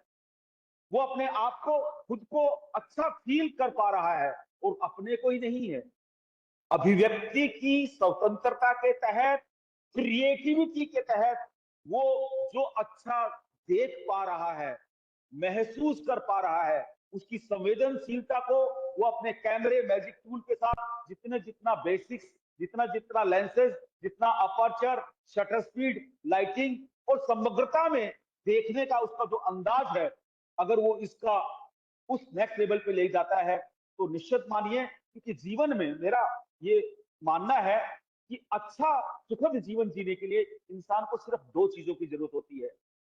पहला है सेटिस्फेक्शन और दूसरा है सम्मान। सेटिस्फेक्शन और रिस्पेक्ट, ये जो मैजिक टूल है, ये आपकी जिंदगी में सबसे बड़ी वैल्यू ये ऐड करता है कि जो भी आप अच्छा कुछ क्रिएट करते हैं, उससे आपके अंदर एक क्रिएटिव सेटिस्फेक्शन मिलता है। और ये क्रिएटिव सेटिस्फेक्शन सिर्फ अपनी सेल्फी सिर्फ खींचने तक सीमित नहीं रहेगा, तब तक नहीं मिलेगा जब तक आप कुछ क्रिएटिव सोसाइटी के लिए नहीं करेंगे। क्योंकि जैसे मैंने अभी ये एग्जीबिशन 22वीं लगाई है, ये लगातार जो मैं इतने सारे प्रयोग किए हैं, शुरू की पहली फोटोग्राफी एक्लिक से लेके, फिर मैंने पंडित जसराज के ऊपर एक शो किया, फिर मैंने चैंपियंस ट्रॉफी कवर किया ललित मोदी की, उसके ऊपर शो किया, फिर मैंने मेरे स्टूडेंट के साथ उनको लेके शो किया, फिर मैंने नया प्रयोग करते हुए इस मैजिक टूल के कारण जो मेरे को चीजों को एनालाइज करने का एटीट्यूड रहा, जैसे मेरी समझ में जिज्ञासा में बढ़ोतरी हुई, उसके आधार पर मेरे को पढ़ने लिखने के शौक के कारण, हाँ, ये बार बार मैं इस बात को दोहरा रहा हूं कि कैमरा जो सबसे बड़ा काम करता है प्रत्येक इंडिविजुअल की जिंदगी में, वो है हमारी नजर को शार्प करना। आपको अपने इस प्रोफेशन के इतर जाके इस बात पे प्रत्येक को हमको फोकस करने की जरूरत है कि कैमरे का जो मूल ध्येय है वो है प्रत्येक व्यक्ति की नजर को शार्प करना। क्योंकि कहा गया है, जैसा मैं देखता हूं वैसा ही मैं सोचता हूं, और जैसा मैं चिंतन करता हूं वैसा ही मेरा व्यक्तित्व बन जाया करता है। ऐसे स्थिति में जैसे मैंने कहा कि आपके आर्किटेक्चर, जर्नलिज्म और जो आपकी पढ़ाई होती है फोटोग्राफी की, फिल्म मेकिंग में, इनमें मोटे तौर पे जो पढ़ाई है उसका मकसद ही ये है कि इन तीन फाइन आर्ट, इन तीनों में फोटोग्राफी को सब्जेक्ट इसलिए रखा गया है। Fine art, journalism and architecture. Film making में तो कैमरे के बगैर पढ़ाई हो ही नहीं सकती है, वो तो इतर है, लेकिन मुख्य तौर पर इन तीनों के अंदर fine art, journalism and architecture, क्योंकि तीनों आर्ट की विधाएं हैं, उसमें नजर का बहुत बड़ा रोल है। आपकी नजर को शार्प करने के लिए कैमरे का बहुत बड़ा रोल है। इस कैमरे को उस श्रद्धा भाव के साथ, उस बेसिक समझ के साथ, लाइटिंग जैसे बताया गया है, अपर्चर बताया गया है, शटर स्पीड बताया गया है, लेंसेज के बारे में बताया गया है, जब इन चीजों की जब हमको बेसिक, आज की दिन घरेलू महिला को भी, हम सब फोटोग्राफर के सामने एक चुनौती है कि क्या हम 2 घंटे के लेक्चर के द्वारा एक महिला, घरेलू महिला को इसके लिए तैयार कर सकते हैं कि ये मैजिक टूल जो हाथ में आ गया है, मोबाइल कैमरा, इसका क्रिएटिव यूज कैसे करें। मैं एक छोटा सा उदाहरण देखना चाहता हूं कि आज के दिन सभी घरेलू महिलाओं को ये शिकायत है कि मेरा बेटा बाहर से या बेटी बाहर से खाना मंगाती है। आप इसको गौर से देखिएगा कि जोमेटो के जो ऑर्डर करती है ना, तो वो फोटोग्राफ में जो देखती है ना, वो जो सबसे अच्छा उसको लगती है उसका ऑर्डर करती है, उसने उसको चखा नहीं है। तो ऐसे में देखेंगे आप कि कैमरे और फोटोग्राफी का कितना बड़ा रोल है कि उसने चखा नहीं है, सिर्फ फोटो से प्रभावित होकर वो ऑर्डर कर रही है। इस स्थिति में महिलाओं के सामने ये बहुत बड़ी चुनौती है। अगर वो इस मोबाइल के थ्रू भी अगर उसको लाइटिंग की समझ है, उसको बेसिक्स अपर्चर और शटर स्पीड मान लीजिए इसमें नहीं है, लेकिन इसमें एडवांस्ड ऐसी सेटिंग है, अगर आपके बेसिक फंडामेंटल क्लियर हैं तो इस मोबाइल का भी आप रचनात्मक उपयोग करते हुए, लाइटिंग का क्रिएटिव यूज करते हुए, बैकड्रॉप में कुछ अच्छा यूज करते हुए आप अपने फोटोग्राफ में प्रभाव उत्पन्न करके अपने बच्चों को जो भी आपने रेसिपी नई चीज व्यंजन बनाया है उसके प्रति आकर्षित कर सकती हैं रचनात्मक अंदाज में, इस रूप में कि बच्चा स्कूल से आने से पहले आप उसको उसका फोटोग्राफ जो आज आपने चीज बनाई है वो डाल दें। तो निश्चित मानिए मेरा ऐसा मानना है कि उस फोटोग्राफ जो आपने क्रिएटिव फोटोग्राफ अपने बच्चे को मोबाइल पे भेजा है कि आज ये चीज बनी है, मैं सच कह रहा हूं वो बीच रास्ते में जो कुछ खाता था वो नहीं खाएगा और उसके मुंह में पानी आ जाएगा और वो सीधा आते ही मम्मी को कहेगा, मम्मी जो ये फोटोग्राफ डाला ना ये जल्दी से लगा दो। ये एक सोच है। आप आज के दिन चुनौती ये है कि मैजिक टूल आपके आने के बाद, हाथ में आने के बाद में आपकी कल्पना शक्ति, आपकी समझ, आपकी क्रिएटिविटी और सोचने की जो आपकी डिफरेंट टाइप ऑफ सोचने की जो शक्तियां हैं वो कितनी अद्भुत हैं, उसके आधार पर प्रोएक्टिव, क्योंकि कलात्मकता के अंदर जो मान्यताएं चली आ रही हैं उसके इतर जाके कितना बड़ा आप सोच सकते हैं। और ये सोच आती है क्रिएटिविटी से, लगातार सतत चीजों को इन्वॉल्व होने से और एक्सपेरिमेंट करने की भावना से।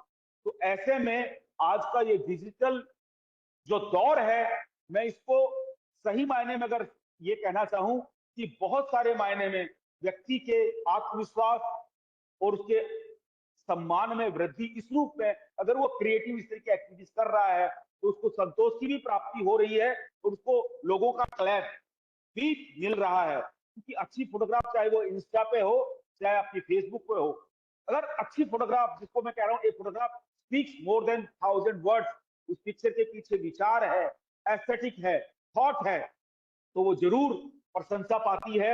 और कैजुअल अप्रोच के साथ डाला हुआ फोटोग्राफ आपको डिमोरलाइज करेगा और आप कुछ उससे नया सीख नहीं पाएंगे।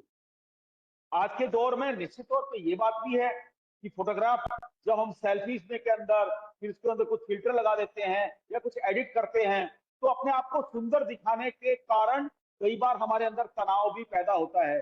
क्योंकि जो सत्यम शिवम सुंदरम का कॉन्सेप्ट है वो कह रहा है कि उसमें मिलावट नहीं, सच होना चाहिए। तो हम टीचर का ये रोल है कि हम उसको इस सच का महत्व समझाते हुए उनको बताएं कि अंततोगत्वा हमको इसी की शरण में आना पड़ेगा, इसका बैलेंस हम किस तरह से कर सकते हैं। तो आम आदमी को आज के दिन हमको साक्षर फोटोग्राफी के रूप में बनाते हुए उनकी उन संवेदनाओं को, उनकी उस समझ को, उस एस्थेटिक को अगर हम मिलके उभार पाएंगे तो मुझे लगता है कि इस मैजिक टूल का उपयोग प्रत्येक व्यक्ति कर पाएगा और प्रत्येक व्यक्ति अपनी रचनात्मकता से, अपनी क्रिएटिविटी से, अपने परिवार के अंदर उनको आनंदित करेगा। पहले उस विचार से एक नया विचार निकलेगा, हमारे बच्चे भी जो कुछ कर रहे हैं उनको हम मोटिवेट कर पाए, इंस्पायर कर पाए और जो गलती कर रहा है हमको उसको डांटना नहीं है, उसको पहले तो जो उसने प्रयास किया है उसको अप्रिशिएट करना है, उसके बाद हमारे पास कुछ बेसिक अनुभव है जिंदगी का वो उसको देंगे, उसको मोटिवेट करेंगे। तो कोई कारण नहीं है एकलव्य की स्टाइल में बच्चा अभ्यास, हम टीचर का, मैं एक टीचर होने के नाते ये भी कहना चाहता हूं, हम सबके सामने जो सबसे बड़ी चुनौती है वो चुनौती है बच्चे को डांटना नहीं। चाहे मैं पेरेंट हूं, चाहे मैं टीचर हूं और चाहे मैं दोस्त हूं, हम अगर इस भाव को अच्छे से समझ जाएं कि हमारा एकमात्र उद्देश्य है अपने बच्चे के अंदर जो भी सब्जेक्ट मैं पढ़ा रहा हूं या पढ़ा रही हूं उसके प्रति आकर्षण पैदा करना। वो आकर्षण तभी पैदा किया जा सकता है कि बच्चे को जब वो प्रयास करे उसकी दिल खोलकर हम उसको तारीफ कर पाए और उसको बता पाए कि यस यू कैन, तू कर सकते हो। और फिर हमारे अनुभव के आधार पर उसके अंदर जब ये प्रशंसा का भाव पैदा कर देंगे, उसके अंदर संतुष्टि का भाव आ जाएगा और वो जब उसके कारण रियाज करेगा। मैं एक छोटा सा उदाहरण देकर इसको खत्म करना चाहूं। मैंने मेरे 8th क्लास में जब मेरा बेटा था उसको जब मैंने गर्मी की छुट्टियों में साइकिल ला के दी, तो मैंने अपने एक क्रिएटिविटी के आधार पर उसको एक कैमरा भी ला के दिया। और मैंने कहा जब सुबह मेरे बेटा घूमने जाता है तो उसको मैंने एक्सरसाइज दी कि बेटा ये कैमरा भी लेके जाएगा और रोजाना 10 फोटोग्राफ खींचेगा, तू सिर्फ 10 ही खींचनी, ये ध्यान रखिएगा। तो मेरा बेटा मेरे से भी ज्यादा क्रिएटिव निकला। उसने कहा पापा सुबह सुबह जब साइकिलिंग करने जाता हूँ ना, उस टाइम कैमरा लेके नहीं जाऊंगा। मैंने कहा तो फिर? तो बोला पापा पहले मैं, क्योंकि फोटोग्राफ खींचने की आपने मुझे एक्सरसाइज दी है, तो पहले मैं सुबह सुबह मॉर्निंग वॉक आधा पौन घंटा घूमूंगा।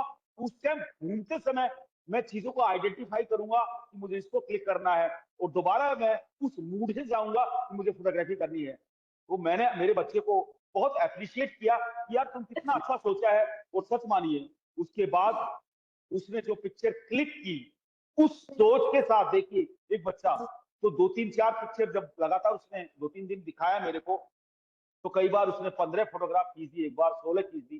तो मैंने उसको डांट पिलाई जोर से कि जब मैंने तुमको बोला है कि तुमको 10 ही खींचनी है। सच मानिए हम सबको ये जानना होगा कि कैमरा जो सबसे बड़ी वैल्यू हमारे अंदर ऐड कर रहा है वो है सेलेक्ट करने का एटीट्यूड, कि जो मुझे 180 डिग्री दिख रहा है उसमें में से इतना सेलेक्ट करना है। सच मानिएगा ये जो सिलेक्ट करने का एटीट्यूड है, ये हमारे व्यवहार में, हमारी पर्सनैलिटी में बहुत बड़ा गुण पैदा करता है।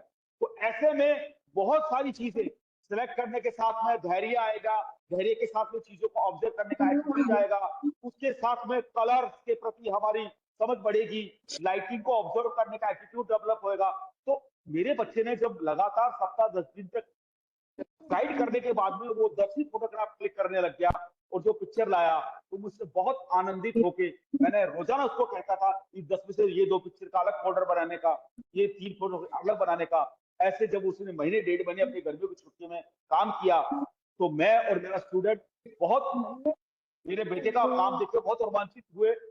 और जब एक समय आया 2-3 साल बाद कि हमको फोटोग्राफी का एग्जीबिशन करना है, तो मैंने कई लोगों को ऑफर किया, एकेडमिक के अंदर जो प्रोफेसर थे, टीचर थे या स्टूडेंट थे, तो किन्हीं कारणवश वो चीज नहीं बनी। तो मेरे स्टूडेंट ने कहा स्वामी सर, गप्पू ने, आपके बेटे ने जो फोटोग्राफी की, तीसरा मैं, मेरा वो स्टूडेंट जुगल किशोर और मौनीश, वो फोल्डर निकालते हैं। हमने जो फोटोग्राफ निकाला तो हम तीनों का एक रिच कॉम्बिनेशन बना, और हमने त्रिनेत्र करके वो शो किया। वो इतना पॉपुलर शो हुआ। एक मैं, एक मेरा स्टूडेंट और एक छोटा बच्चा जो 8th क्लास का है, उन तीनों का जो विजन था, दृष्टि थी, सोच थी, कहान कला का जो अंदाज था, वो जब यहाँ इसी गैलरी में सुदर्शन में ही, और मैं रोमांचित होकर बताना चाहता हूँ, हमने वो 10 दिन की एग्जीबिशन की थी, वो इतनी पॉपुलर हुई, इतना लोगों ने उसको अप्रिशिएट किया, हमको उसको एक्सटेंड करना पड़ा 1 सप्ताह और फिर बात आई, इसी बात को थोड़ा आगे बढ़ाते हुए, क्योंकि बात इंस्पायर करने की है। मेरी बिटिया जब 8th क्लास में थी, लॉकडाउन आ गया था, मैंने बिटिया को कहा गुनगुन प्लीज यार रोजाना एक पेज लिखने का। वो उसने कहा पापा मैं पेज नहीं लिखूंगी, मैं मोबाइल के अंदर लिखूंगी। नो प्रॉब्लम, कुल मिला के अपने भाव को डॉक्यूमेंट करना बेटा, करो। जब उसने पहला एक आर्टिकल लिख के मुझे भेजा, तो मैंने कहा गुन्नू ये तुमने लिखा है? मेरी बिटिया ने कहा हाँ पापा मैंने लिखा है। मैंने उसको इतना क्लैप करते हुए अप्रिशिएट किया, मैंने उसको एक कुछ पैसा भी देके उसको अप्रिशिएट किया। उसके बाद उसके अंदर जो जुनून हुआ, उसने लगातार इतने सारे आर्टिकल लिखे, उसको लेके भी लॉकडाउन खत्म होते ही मैंने एक एग्जीबिशन किया 1 और 11। यहाँ के जयपुर के लेखक पत्रकार लोगों ने मेरी बेटी के लिए इतना क्लैप करते हुए मुझे यहाँ तक कहा, मिस्टर स्वामी लेखन सीखना है तो अपनी बेटी से सीखिए। तो मैं अंदर मुस्कुरा रहा था, मेरी बेटी जिसने मुझे उसे सोचना सिखाया, जिसे मुझे देखना सिखाया, जिसे मैंने लिखना सिखाया। बहरहाल क्योंकि मैं सोशल मीडिया पे इतना मुखर हूं, मैं बहस तक करता हूं, शायद उस बात को लेके उन्होंने कहा होगा कि देखिए इस बच्ची की जो सोच है, निर्मल भाव है, जो तरह से इसने अपनी कहन कला अभिव्यक्त किया है, वो तो मासूमियत जो उसकी थॉट है वो तो होनी है। एक मैच्योर व्यक्ति जो आधी सदी का जीवन जी चुका है, वो अपनी बात जिस अंदाज में कहेगा, एक एक 12, 13, 14 साल की बच्ची जो बात कहेगी उसमें तो फर्क होगा ही। कहने का मतलब मैं ये जो अनुभव आपसे साझा करने का सिर्फ एक ही कारण है। बाद में एक दिन बेटे से जब बात हो रही थी तो वो कहता है पापा गुनगुन से मैं कह रहा था यार तूने इतना अच्छा कैसे लिखा। कहती है पापा जिस अंदाज में मेरे को क्लैप करके है ना, क्लैप करते थे ना, मैं पापा की क्लैप लेने के लिए है ना खूब मेहनत करती थी। तो कहने का मतलब छोटी सी जो बात मैं आपकी साझा करना चाहता हूँ, as a teacher, as a parent, अगर हम ये चीज कर पाए जीवन में कि बच्चों को इस तरह से प्रेरित कर पाए, क्योंकि किसी भी टीचर का, किसी भी आचार्य का, किसी भी पेरेंट का मूल उद्देश्य बच्चों में उसके प्रति जिज्ञासा और जगाना, इंटरेस्ट जगाना है, रुचि जगाना है। ये जो डांटने का भाव है ये उसको रोकता है। ये हमको समझना होगा और इसको कितने इनोवेटिव वे में, आपकी सबकी हमारी अलग अलग सोच दृष्टि है, हम उसको उस तरह से कर सकते हैं। तो कुल मिला के मैं सिर्फ इतना कहना चाह रहा हूं कि जहां तक हानि क्या है इसकी, हानि सिर्फ एक ही गिनाना चाहूंगा, क्योंकि डिजिटलाइज होने के बाद में जो हम लगातार बहुत सारा क्लिक कर रहे हैं, इस पे हमको धैर्य के साथ रोक लगाना होगा। तो वो रोक एक तरह से लग सकता है, क्या हम अपने बच्चों को ये कह सकते हैं कि एज ए फोटोग्राफर होने के नाते तुमको पिक्चर क्लिक करने से पहले आपको सवाल करना होगा, आपको सवाल करना होगा कि मैं फोटोग्राफ क्यों ले रहा हूं या क्यों ले रही हूं। तो निश्चित मानिए इस सवाल का जवाब जब आप मांगेंगे तो आप सतर्क हो जाएंगे और फिर आपकी वो स्पिरिचुअल जर्नी स्टार्ट होगी, आप बेहतर करने की सोचेंगे। और इसके लिए एक और बात कह के अगर मैं बात खत्म करना चाहूं, तो मैं प्रत्येक उस छायाकार बनने वाले बच्चे के लिए ये मैसेज देना चाहता हूं कि आप खूब सारा पढ़ना भी जारी रखिए, और पढ़ने के साथ साथ दूसरी जो बात मैं कहना चाहता हूं, प्लीज आप एक डेली डायरी लिखना शुरू करेंगे तो ये पढ़ने की जो आपका रियाज है वो डेली एक पेज जो आज पूरा घटित हुआ है, कुल मिला के कहना मैं ये चाह रहा हूं, सारा खेल आपकी सेंसिटिविटी का है। फिर आप फोटोग्राफर ही नहीं, आप चाहे एक लेखक हो, चाहे आप एक कलाकार पेंटर हो, चाहे अभिनय करें, ये सारी चीजों में आपकी हेल्प करते हुए, आपके व्यक्तित्व को निखार के, आपको एक प्रभावशाली व्यक्तित्व का स्वामी बनाते हुए, आपके आत्मविश्वास और आत्मसम्मान में वृद्धि करते हुए एक अच्छा नागरिक बनाने में मदद कर सकता है। बस इतनी ही बात कह के मैं इसको समाप्त करना चाहूंगा। बहुत बहुत धन्यवाद स्वामी जी, आपने बहुत विस्तार से विषय के विभिन्न पक्षों को छुआ और किस तरह से एक कैमरा मैजिक टूल के रूप में आपके जीवन में एक बदलाव का आधार बन सकता है, यदि आप प्रकाश और आपने कहा लेंस, आपकी दृष्टि, आपका सोच, जी उन सबको ध्यान में रखते हुए यदि अपने मिशन की ओर आगे बढ़ेंगे तो सफलता निश्चित रूप से मिलेगी। इसके पूर्व की अपन, चूंकि हालांकि समय बहुत हो गया है, लेकिन मैं अनुरोध एक बार फिर करूंगा प्रियंका जी से कि आज के हमारे दोनों जो विशिष्ट वक्ता हैं, इन्हें ई सर्टिफिकेट और ई मेमेंटो ये भेंट करें। हम आपको व्हाट्सएप पे भिजवा देंगे, लेकिन अभी इस आभासी मंच पर आपको आज के इस विश्व फोटोग्राफी दिवस की स्मृति स्वरूप हम एक ई सर्टिफिकेट और ई मेमेंटो भेंट कर रहे हैं। जी सर, बिल्कुल। Just a वाह, of respect and gratitude from Communication Today and Bharti Vidyapeeth.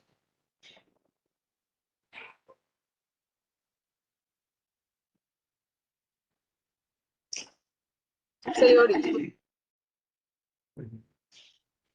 Thank you, great, most welcome, sir. Thank you so much. Thank you.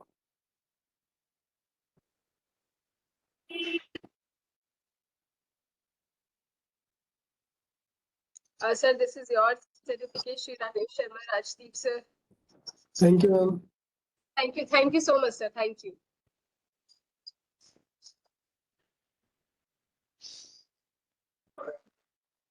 And your sir. E certificate, yes, sir. Sir, we will be sharing this on your email, either on your WhatsApp. Okay.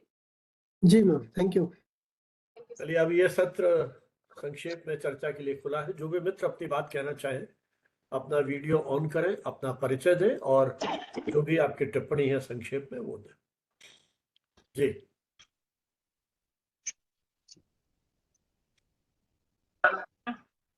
हाँ सूरज जी। जी sir, मैं सूरज देव प्रसाद, वर्तमान में सहायक प्रवक्ता कर रहा हूँ, पत्रकारिता एवं जनसंचार। सर को विश्व फोटोग्राफी दिवस पर हार्दिक शुभकामनाएं। बहुत ही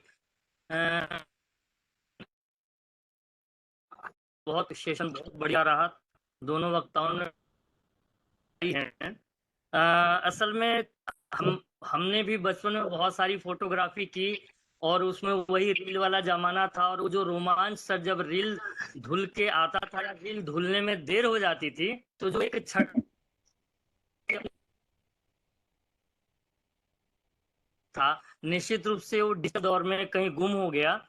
लेकिन मुझे लगता है कि जो हमारा मैनुअल कैमरा था, उस रील वाला कैमरा था, वो भी एक टेक्नोलॉजी थी, और जो वर्तमान डिजिटल है वो भी एक टेक्नोलॉजी है। वो कहीं ना कहीं उसकी चुनौतियां कुछ ज्यादा थी बनिस्पत आज जो डिजिटल कैमरे हैं, जो डिजिटल फोटोग्राफी है उसकी चुनौतियां कम है। इसने अवसर बहुत प्रदान किया है, बस कि जो एक सेंस ऑफ ह्यूमर होना चाहिए वो बहुत इंपॉर्टेंट है। दूसरा एक चीज सर की एथिक्स को लेकर के एक सवाल था कि आज किस तरह के फोटोग्राफ्स खींचें और कैसे किस तरह से उसको प्रेजेंट करें।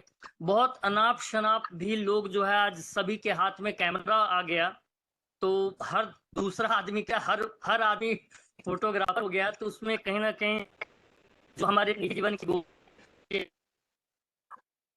कर रहे हैं, और बहुत सारी अनाप शनाप कई बार ऐसी चीज होती कि कहीं एक्सीडेंट हुआ, सहायता करने के लोग हैं, तो इस तरह की भी चीजें हैं। राकेश सर से और स्वामी सर से एक बहुत पुराना एक सवाल गूंजता है कि केविन कार्टर ने जो फोटो खींचे थे 1993 सूडान फैमिन में, सूडान के वक्त में, इस बच्चे का क्या हुआ? वो जो बच्चा था जिसका फोटो केविन कार्टर ने खींचा और उसके बाद हाइड कर लिया, तो जी थोड़ा सा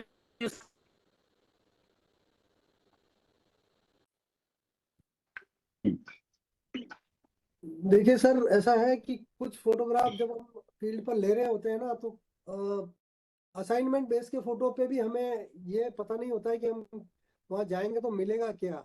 जिसका जिक्र आप कर रहे हैं कि जिस बच्चे की फोटोग्राफ पे उनको अवार्ड मिला और वो बाद में उन्होंने सुसाइड कर दिया, लेकिन वो बाद का पक्ष क्या रहा है ये कई बार डार्क में हो जाता है। इसकी इम्पोर्टेंस उतनी नहीं होती है। इम्पोर्टेंस सिर्फ उसी बात की है कि जिस मोमेंट को कैप्चर किया गया है वो मोमेंट वर्ल्ड वाइड पॉपुलर हो गया है। जैसे आपको ध्यान होगा कि भोपाल गैस त्रासदी का एक फोटोग्राफ बहुत चर्चित हुआ है वर्ल्ड जी वाइड। और आपने आपने वो देखा होगा कि बच्चे का एक मृत बच्चे का जो उसके अंदर दबा हुआ इतना सा चेहरा निकला हुआ है, उसके जो भाव है, उस फोटोग्राफ के बारे में जब छपा तब हमें नहीं मालूम था कि ये क्रिएट किया हुआ फोटोग्राफ है। तो बहुत बार ऐसा फोटो जर्नलिज्म में पिक्चर्स को खींचते वक्त हमें मालूम नहीं होता कि इसके दुष्परिणाम या परिणाम क्या होंगे। वो फोटोग्राफ कर लिए जाते हैं, क्लिक कर लिए जाते हैं, या बहुत बार मोमेंटम हमें नहीं मालूम होता है कि वो मोमेंट हमारे सामने आएगा, हो जाता है। असाइनमेंट बेस पे जब हम काम कर रहे होते हैं तो हमें कुछ नहीं मालूम होता है कि वहां जाने के बाद में होगा क्या। बेशक एक ही मोमेंट को हम अगले दिन भी बनाते हैं। जैसे मान लीजिए किसी विश्वविद्यालय का आपकी मान लीजिए कि आपको डिग्री अवार्ड होने का एक फंक्शन है, जो पहले दिन आप गए, अगले दिन वो बाकी बच्चे हैं उनको नेक्स्ट डे देना होता है या नेक्स्ट सेशन में देना होता है। तो पहले सेशन का या पहले दिन का दोहराव उस सेकंड सेशन में हो ये कतई जरूरी नहीं होता है। तो ये मोमेंटम जो खेल होते हैं फोटोग्राफी में वही इंपॉर्टेंट होते हैं, वही यादगार होते हैं।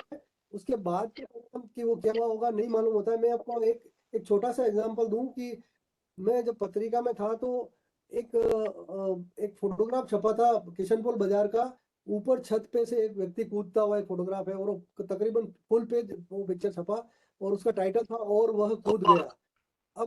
अब उस पिक्चर को खींचने के लिए मुझे भी फोन आया था, लेकिन जब मैं पहुंचा उस स्पॉट पर तो वो नीचे कूद चुका था। लेकिन आज के दौर में जिस किसी ने वो कैप्चर किया वो क्रेडिट उस व्यक्ति को चली जाती है। ये डेस्टिनी तय करती है कि आपको उसका क्रेडिट का आपको मिलना होता है, नहीं मिलना होता है। भास्कर में भी एक फोटोग्राफर था वो योगेंद्र गुप्ता जिनका नाम है, आज वो नहीं है। तो हमें लगता है कि हम दोनों को इन्फॉर्मेशन एक साथ मिली थी, और चूंकि मेरा मकान मानसरोवर में था, उसका मकान बरकत नगर में था, और हम जब तक पहुंचे वो घटना हो चुकी थी। ये सूचना की जगह पे होती है, लेकिन इसका ताल्लुक उससे नहीं है, क्योंकि वो क्रेडिट हमारे हाथ नहीं लगना था, वो हमें नहीं मिल पाया।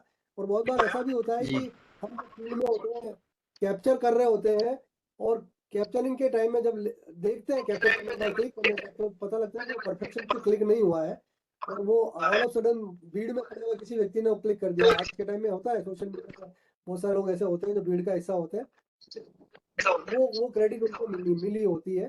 तो आपके सवाल का सर जवाब मेरे पास इतना सा है कि वो जो फोटोग्राफर जिन्होंने सुसाइड कर लिया है, केविन कार्टर। वो नहीं है।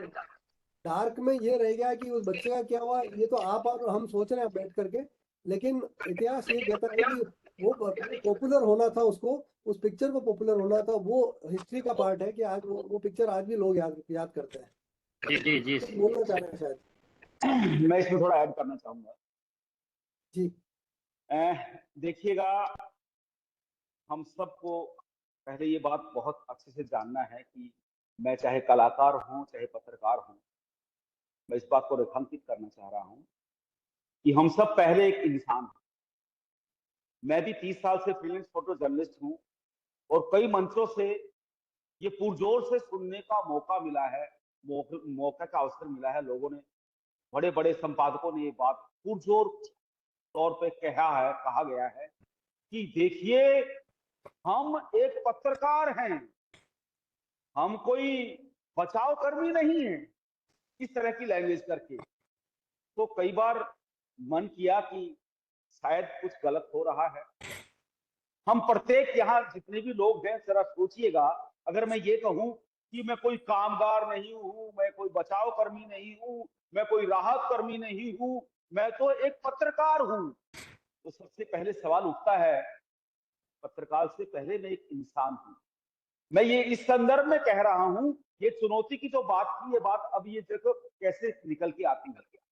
आप सब जानते हैं इस बात को, आज टीआरपी का जमाना है। वो जमाना संवेदनशील एक पाठक रहा होगा, संवेदनशील पाठक रहा होगा, जिसने उस सवाल उठाया और उस मिस्टर कार्टर से पूछा कि वो जो व्यक्ति, एक बच्ची थी जिसके पीछे बाज था, वो खाने को आपने जो मेंशन किया है कि वो कैसे कैसे आगे बढ़ रही थी भूखी प्यासी, आपने वो दर्शा तो दिया कि वहां के हालात इतने खराब हैं, लेकिन मैं जानना चाह रही हूँ, फोटो तो आपने खींच लिया, आपको प्राइज मिल गया, उस बच्ची का क्या हुआ? आप देखिए, वो एक पाठक की भूमिका कितनी बड़ी हो गई कि उसने फिर लास्ट में उसने कहा कि मुझे नहीं पता, उसने कहा तो जानना जरूरी है, वहां पे बाज एक नहीं दो थे। जब उसका मर्म उस फोटोग्राफर ने समझा, जाना, तो उसकी रात की नींद उड़ गई, और इतना ज्यादा उसको उसका आभास हुआ कि मुझसे शायद गलती हुई है, इसीलिए तनाव के कारण उसको आत्महत्या करनी पड़ी। ये बात साबित करती है कि हम कुछ भी भूमिका में हो, सर्वप्रथम हम इंसान हैं, हमारी संवेदनशीलता, हमारी नैतिक मूल्य हमेशा ऊपर होने चाहिए, वरना स्थिति केविन कार्टर जैसी हो सकती है, क्योंकि कोई भी पुरस्कार, कोई भी इनाम, किसी भी हत्या या बोलते हैं आत्महत्या, व्यक्ति की जान से बड़े नहीं हो सकते हैं। मैं ये कहना चाह रहा हूं कि किसी भी भूमिका में जब आप होंगे, अगर आप अपने नैतिक, साहसी और आपका जो होता है ह्यूमर, यहां मैं फिर कह रहा हूं, आप किसी भी भूमिका में हो, अगर आप क्रिएटिव होंगे, तो मैं उस फोटोग्राफ को बनाने से ज्यादा दिमाग इस बात में लगाऊंगा कि मेरे पास जो क्षमताएं हैं, उसके आधार पर उस व्यक्ति को मैं बिजी रखते हुए मैं दूसरे लोगों को प्रेरित करूं कि इसकी जान कैसे बचाई जाए, उस दिशा में सोचिए। मेरे पास कुछ भी, जितनी भी क्रिएटिविटी है, जितनी भी कल्पना शक्तियां हैं, जितने भी साहस है, वो सारा उसमें झोंक के अगर मैं उसको बचा पाऊं, लेकिन माफ कीजिएगा, मैं इस तरफ संकेत दे रहा हूं, हम सब के पास ये समझ है कि आज की जो पत्रकारिता है, जो टीआरपी और पहले पायदान पे आने का है, माफ कीजिएगा, आज के दिन आत्महत्या करने को प्रेरित किया जा रहा है। आज के दिन आग लगाने के लिए प्रेरित किया जा रहा है, सीन क्रिएट किया जा रहे हैं। अगर तुम ऐसा करोगे तो हम तुमको फ्रंट पेज पे छापेंगे, हम ये सब जानते हैं। ऐसे में सर, आज पत्रकारिता की शिक्षा में इन चीजों की सख्त जरूरत है कि हम ऐसे युवा तैयार करें कि उनको बताएं कि एथिक्स मूल्य क्या होते हैं, नैतिक मूल्य क्या होते हैं, साहस क्या होता है, मानवता क्या होती है। ये जो प्राइज की या फर्स्ट पेज पे आने की होड़ है, इसके इतर जाके, क्योंकि कोई किसी भी भूमिका में क्यों ना हो, हमारा एकमात्र मकसद कुछ ऐसा क्रिएटिव रचना है जिससे व्यक्ति देख के रोमांचित हो, उसमें उत्साह पैदा हुए। और उत्साह जब पैदा होता है इंसान के अंदर कुछ अच्छा देखने के बाद में, निश्चित मानिए वो मोर कॉन्फिडेंट और क्रिएटिव बनता है। नहीं सूरज जी, जी, sir. मुझे Thank you, लगता sir. है Thank कि you, sir. नहीं सूरज जी, मुझे जी, लगता है sir. थोड़ा आपको तो उस रूप में भी सोचना चाहिए कि पत्रकार का, और जो जैसा राजदीप जी ने कहा कि उसका काम ये भी है कि वो उन समस्याओं को, आप देखिए अकाल की विभीषिका से वो लोग जूझ रहे हैं, और उस जी, सर. एक फोटो ने, उसमें मेरे ख्याल महेश जी कोई रोमांच है उसकी बात मैं नहीं करूंगा, उस जी जी अकाल की विभीषिका को उसने केवल एक उस फोटो के माध्यम से, जैसा महेश जी ने भी कहा, मैंने भी कहा कि एक चित्र 1000 शब्दों से बड़ा होता है। क्या कर रहा है बिल्कुल प्रशासन, क्या कर रही है सरकार, उस एक चित्र के माध्यम से। फिर तो ये हो गया कि जैसा राजीव जी ने कहा कि पत्रकार पत्रकार है, फिर तो ये हो गया कि वो भी पुलिस बन जाए, वो भी कलेक्टर बन जाए, जाकर के लोगों को बचाता फिरे, या लोगों को ये करता रहा, खड्डा तो नहीं भरेगा, वो खड्डे की फोटो दिखाएगा, उस गिरे हुए व्यक्ति की फोटो दिखाएगा। लेकिन हाँ, जैसे हिंदू में बहुत पहले मैंने देखा, एक दीवार गिर गई, 4 बच्चे उसमें दब के मर गए। अब ये जरूर है कि बहुत ही संवेदनशील घटना है, और कहीं सुबह की चाय का स्वाद भी खराब होता है, तो उस अखबार ने माफी मांगी कि ये फोटो छापने के लिए हम क्षमा मांगते हैं, लेकिन घटना की भयावहता और सिस्टम का जो क्रूर चेहरा है उसे बताने के लिए हमको मजबूरन ये छापना पड़ रहा है। तो मुझे लगता है इसके बहुत सारे पक्ष हैं, कोई स्ट्रेट उत्तर अपन दे दें कि साहब उसका उनका विवेक, मुझे लगता है उसके विवेक पे छोड़ दीजिए, जो फोटोग्राफर या कोई व्यक्ति वहां मौजूद है कि वो उस समय क्या एक्शन लेता है। जगह जगह दंगे, एक्सीडेंट हो गया, वीडियो बना रहा है, वो घायलों को उपचार नहीं कर रहे हैं, बहुत सारी चीजें हैं। तो मुझे लगता है ये बहुत एक लंबी बहस है, और मीडिया में तो महेश जी मीडिया एथिक्स का पूरा पेपर है, तो जी कोर्सेज जी में सब पढ़ाया जा रहा है। चुनौती यह है कि सोसाइटी में जाकर के, है ना, वहां क्या हो रहा है। अब हम क्लास में तो ये नहीं बता सकते कि प्रेस कॉन्फ्रेंस में लिफाफा लेके फिर खबर छापिए, लेकिन अब हो रहा है तो हो रहा है, आप क्या करोगे आप, ठीक है ना। तो वो मुझे लगता है पूरी सोसाइटी जिस तरह की है, वहां अभी भी ऐसे पत्रकार हैं जो अपनी जान पे खेल करके अपना काम कर रहे हैं। अभी जो वॉर हो रही है इसमें परसों ही मैंने पढ़ा है कि 4 पत्रकार जो हैं, कौन से चैनल के थे, वो मारे गए वहां पे ये बमबारी में, तो वो बेचारे जान पे खेल के ही तो आपको सूचनाएं दे रहे हैं।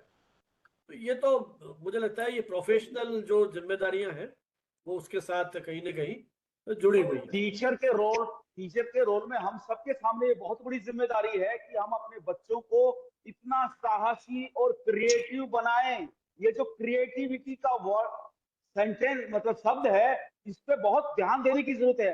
ये क्रिएटिविटी को बढ़ाने के लिए कौन कौन से आयाम हैं, कौन कौन सी चीजें हैं जिनको मुझे हमको लगता है कंसीडर ये करना विषय होगा। थोड़ा सा डिफरेंट है कि अपन बच्चों की जी जी परवरिश कैसे करें, उसके पीछे क्या मनोविज्ञान नहीं नहीं नहीं है ना, उसके साथ बहुत सारी चुनौतियां हैं। आज ही अखबार ने खबर छापी है कि वो बच्चा एआई से बात कर रहा है। वो क्या कारण है महेश जी, वो 3 साल का बच्चा आपसे और मेरे से या पेरेंट से प्रभावित नहीं होता है, वो उस मोबाइल से प्रभावित होता है। क्या कारण है? बहुत बहुत बहुत है ना? अहम सुंदर बात है सर, इसी तो पे हमको सोचना है। जो हाँ, सवाल तो ये यहीं से खड़ा होता है। वो विषय मैं दूसरा एक है, पेरेंट अपन के तौर चर्चा पे, कर रहे हैं फोटोग्राफी की। हाँ मैं खत्म कर रहा हूँ। इस पेरेंट के तौर पे मैं मेरे बच्चे को मोटिवेट या सहजता प्रदान नहीं कर पा रहा हूं कि वो मुझसे संवाद करे। हमको इसी बारे में सोचना है सबको कि एआई उसको अभी अटैक कर रहा है। ये मैं विषय पिताजी या माता देखिए, की होने, ये विषय बिल्कुल अलग है। ये हमेशा हाँ रही है प्रॉब्लम। मैं आपसे कह रहा हूं कि एआई की आलोचना कर रहे हो, मैंने तो कई बार इसी नहीं मंच पे कहा है। आलोचना जब नहीं कर हम रहे हैं। 5वीं हम क्लास कह में रहे हैं थे तो हमारे सामने बड़ी चुनौतियां हैं। हम निबंध आदमी लिखते से थे इंसान विज्ञान बनना की अभिशाप जो है या प्रक्रिया वरदान है। हैं? हम निबंध लिखते कैसी? थे विज्ञान अभिशाप है या वरदान है। अब तो हाँ कोई मैं नहीं तो पूछता है डिबेट, आपसे, खूब सारे डिबेट बोले हैं। अब मैं तो खूब कोई नहीं सारे पूछता डिबेट है बोले ये। हैं स्कूल टाइम में इसके ऊपर। आप जब तो बात कर पॉपुलर रहे था। थे टीवी को एक तो इडियट बॉक्स बोलते थे आप, जी जी जी इसी जी को अब कोई नहीं बोलता इडियट बॉक्स, वो ड्राइंग रूम से आपके यही तो बेडरूम में बात घुस है, गया। यही तो बात है विषय भाई। महेश जी, विषय वो नहीं है, विषय अपना हाँ हाँ बिल्कुल ठीक बात है, बिल्कुल बच्चों ठीक की बात परवरिश नहीं है, अभी पेरेंट्स की भूमिका जी नहीं जी है। जी मुद्दा यह है जी कि एक जी फोटोग्राफर जी की क्या भूमिका है। यदि इस तरह का दृश्य है तो वो उसकी रक्षा करे या अपने प्रोफेशन पे ध्यान दे। मुझे लगता है, मैं इसका उत्तर एज कम्युनिकेटर दूं, मुझे लगता है उसके जी विवेक पे छोड़ दीजिए कि वो अपना प्रोफेशन, क्योंकि उस एक फोटो ने पूरे दुनिया में तहलका मचा दिया। पूरी दुनिया में उस अकाल की विभीषिका, उसकी संवेदना के बारे में सोचने के लिए विवश किया। मुझे लगता है इससे बड़ी सफलता किसी फोटोग्राफर की नहीं हो सकती। मैं व्यक्तिगत रूप से ये मानता हूं, है ना। हाँ साहब, और कोई? हाँ आशीष, चेहरे पे मुस्कुराहट है, कुछ कहना चाहते हो? जी सर, नमस्कार सर। हाँ सोनू, सोनू नहीं, आशीष सेकंड कुमार है, हाँ ठीक है। हाँ ये जी, कम्युनिकेशन टुडे से सर जुड़ते ही इसकी एक वो जा शरीर रही में है, जैसे पूरे सकारात्मक जाने ऊर्जा वाली है से बैटरी। पूरा चलिए, शरीर भर जाता है। और आज हैं? विश्व फोटोग्राफी दिवस के अवसर पर सर समझ में आ महेश रहा हूँ। सर के साथ जुड़ा हुआ है, ये इस लगा करके दोबारा जुड़े हैं सर। और हम, मेरा प्रश्न तो आज सर है नहीं, क्योंकि आज तैयारी नहीं कर पाए थे काम को लेकर। चलिए कोई बात लेकिन नहीं। सर जो संवाद है वो संवाद भी पूरा नहीं सुन पाए, लेकिन वीडियो रहेगा तो जरूर बिल्कुल देख बिल्कुल, लेंगे। उस पर कमेंट कीजिए, सुन करके जो विचार आए लिखिएगा उस पर। चलिए, कोई और जी सवाल? सर। नहीं तो फिर इसको समापन करते हैं अपन, क्योंकि समय काफी होता जा रहा है ना। और मेरा सर यही है कि कम्युनिकेशन टुडे में नित दिन जो है वो कुछ न कुछ बदलाव होता है, और आगे भी बदलाव हो, बिल्कुल, हम पूरी जिससे कोशिश कर मीडिया रहे के हैं। जो छात्र हैं उन लोग को मदद मिल सके। हमारी कोशिश है कि आप इसका सहयोग लें। नया अंक प्रकाशित हो गया है, वेबसाइट पे आप देख सकते हैं, पढ़ सकते हैं, है ना। जी जो सर। सितंबर वाला इशू है हमारा, वो हमने अपलोड कर दिया है, और बाकी मैंने एक ग्रुप में अंतिम भी बात शेयर बस किया है। कहना चाह रहा हूँ सर, याद जी, आ गया, शॉर्ट एक में, अंतिम बात, शॉर्ट में। एक अंतिम बात कहना चाह रहा हूँ। फोटोग्राफी के डिजिटलाइजेशन का एक सबसे बड़ा फायदा हम सब देख रहे हैं आज के दिन, कि जिस तरह से कुछ भी इस तरह की घटनाएं हो रही हैं जो समाज के लिए गलत हैं या कहीं मदद की जरूरत है, लोग जिस तरह से दूसरे के द्वारा वीडियो बना के वो मदद कर रहे हैं, ये भाव लोगों में बहुत पैदा हुआ है। चाहे इसको आत्म प्रशंसा का भाव कह सकते हैं, लेकिन बावजूद जो मदद करने की इच्छा लोगों में जागृत हो रही है, वो रील बनवा रहे हैं कह के जैसे, जैसे कहीं अभी बाढ़ आ रही थी, इस तरह से वो लोगों को बचा रहे हैं, उन बचाव को पिक्चराइज करके लोगों के साथ साझा करना, तो इससे लोगों में एक साहस या लोगों की मदद करने की भावना में जो इजाफा हो रहा है, ये एक बहुत पॉजिटिव साइन है। मैं वही तो आपसे कह रहा हूँ, लॉ एंड ऑर्डर। अब मेरठ के जी टोल टैक्स पर, टोल बूथ पे एक भारतीय सेना के जवान की जिस तरह से बांध के पिटाई की और वो वीडियो वायरल हुआ, वो सारे सारे सस्पेंड हो गए, उस कंपनी का कॉन्ट्रैक्ट खत्म हो गया। तो ये उस जी फोटोग्राफ जी की, जी उस वीडियो का ही तो चमत्कार है। तो अब बहुत आप कहो साहब, उसको तो वीडियो नहीं खींचना चाहिए था, उसको भी जाके लड़ना चाहिए था। तो मुझे लगता है हर एक का संदर्भ अलग अलग है। चलिए, अब ये चर्चा लंबी चलती रहेगी, अपन इसको समाप्त करते हैं यहाँ। और मैं वोट ऑफ थैंक्स के लिए फिर एक बार प्रियंका सिंह जी से अनुरोध करूंगा कि वो आभार प्रदर्शन करें भारतीय विद्यापीठ और कम्युनिकेशन टुडे की ओर से। मेरा सर एक आग्रह भी है कि सर समय समय पर कम्युनिकेशन टुडे की ओर से एक जैसे आज वर्ल्ड फोटोग्राफी दिवस था, तो इसी सब जैसे एक छोटा छोटा वर्कशॉप भी अगर होता तो और अच्छा होता। वर्कशॉप्स कर रहे हैं ना हम, 2-3 तो कर चुके हैं हम, अगला फिर है 1 से 5 सितंबर तक हमारा रिसर्च मेथोडोलॉजी पे, है ना। तो ये यस सारी सर, चीजें चल रही हैं साथ साथ, है ना। बिल्कुल सर। लेकिन समय की बाध्यता है, और उसके साथ बहुत सारी चीजें इन्वॉल्व हैं। एक्सपर्ट्स की अवेलेबिलिटी, उन चीजों को बेटरलाइज करना, है ना। और जी फिर सर। अपनी और भी जिम्मेदारियां हैं, तो हम कोशिश कर रहे हैं। तो आप जुड़िए, है ना। जी प्रियंका जी।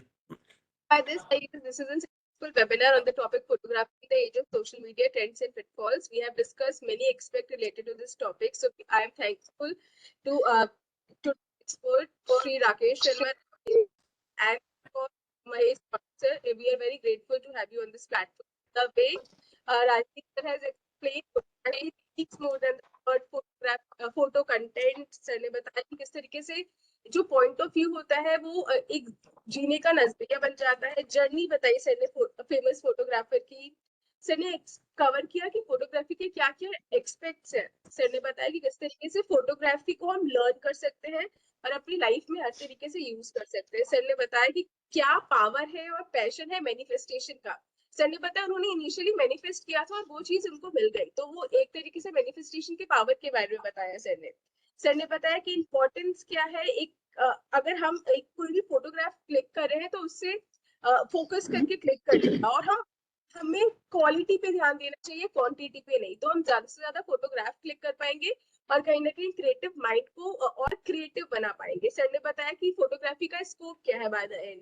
सर ने बताया right technique of using camera, और सर ने एक्सप्लेन किया कि क्वालिटी को कहीं ना कहीं हम क्वांटिटी से ज्यादा इंपॉर्टेंस देते हैं। तो me and everybody who is as a photographer can focus on quality instead of quantity. और जिस तरीके से हमारे महेश सर ने बताया कि क्या एक्सपेक्ट है फोटोग्राफी के, क्रिटिकलिटी ऑफ फोटोग्राफी क्या है। सर ने बताया practical use of photography and use of photography skills. Sir ने लाइव एक्सपीरियंसेस के साथ शेयर किया कि हम फोटोग्राफी को कैसे कनेक्ट कर सकते हैं। सर ने ये भी हाईलाइट किया कि ह्यूमैनिटी को हम सबसे ऊपर रखेंगे when it comes to photography और other profession as well. Photography में पेशेंस की वैल्यू है और फोकस की भी इसके साथ साथ तरीके से डिफरेंट फोटोग्राफी की टाइप डिफरेंट टेक्निक्स का यूज होता है। सर ने बताया बेसिक रूल्स एंड वैल्यूज की भी बात की। तो जिस तरीके से आपने सारे रिलेटेड कवर किए, आई गेस जितने भी आज हमारे जुड़े हुए हैं उन्हें कहीं ना कहीं एक इन डेप्थ नॉलेज हो चुकी होगी टुवर्ड्स दिस फोटोग्राफी। तो सबने ये भी कोट किया कि फोटोग्राफी की बेसिक्स भी बहुत हार्ड है, तो हमें पता है कि हमने वो बेसिक्स भी नहीं सीखा, लेकिन जितना कुछ सीखा मुझे लगता है अंडरस्टैंडिंग हो चुकी है अबाउट द फोटोग्राफी।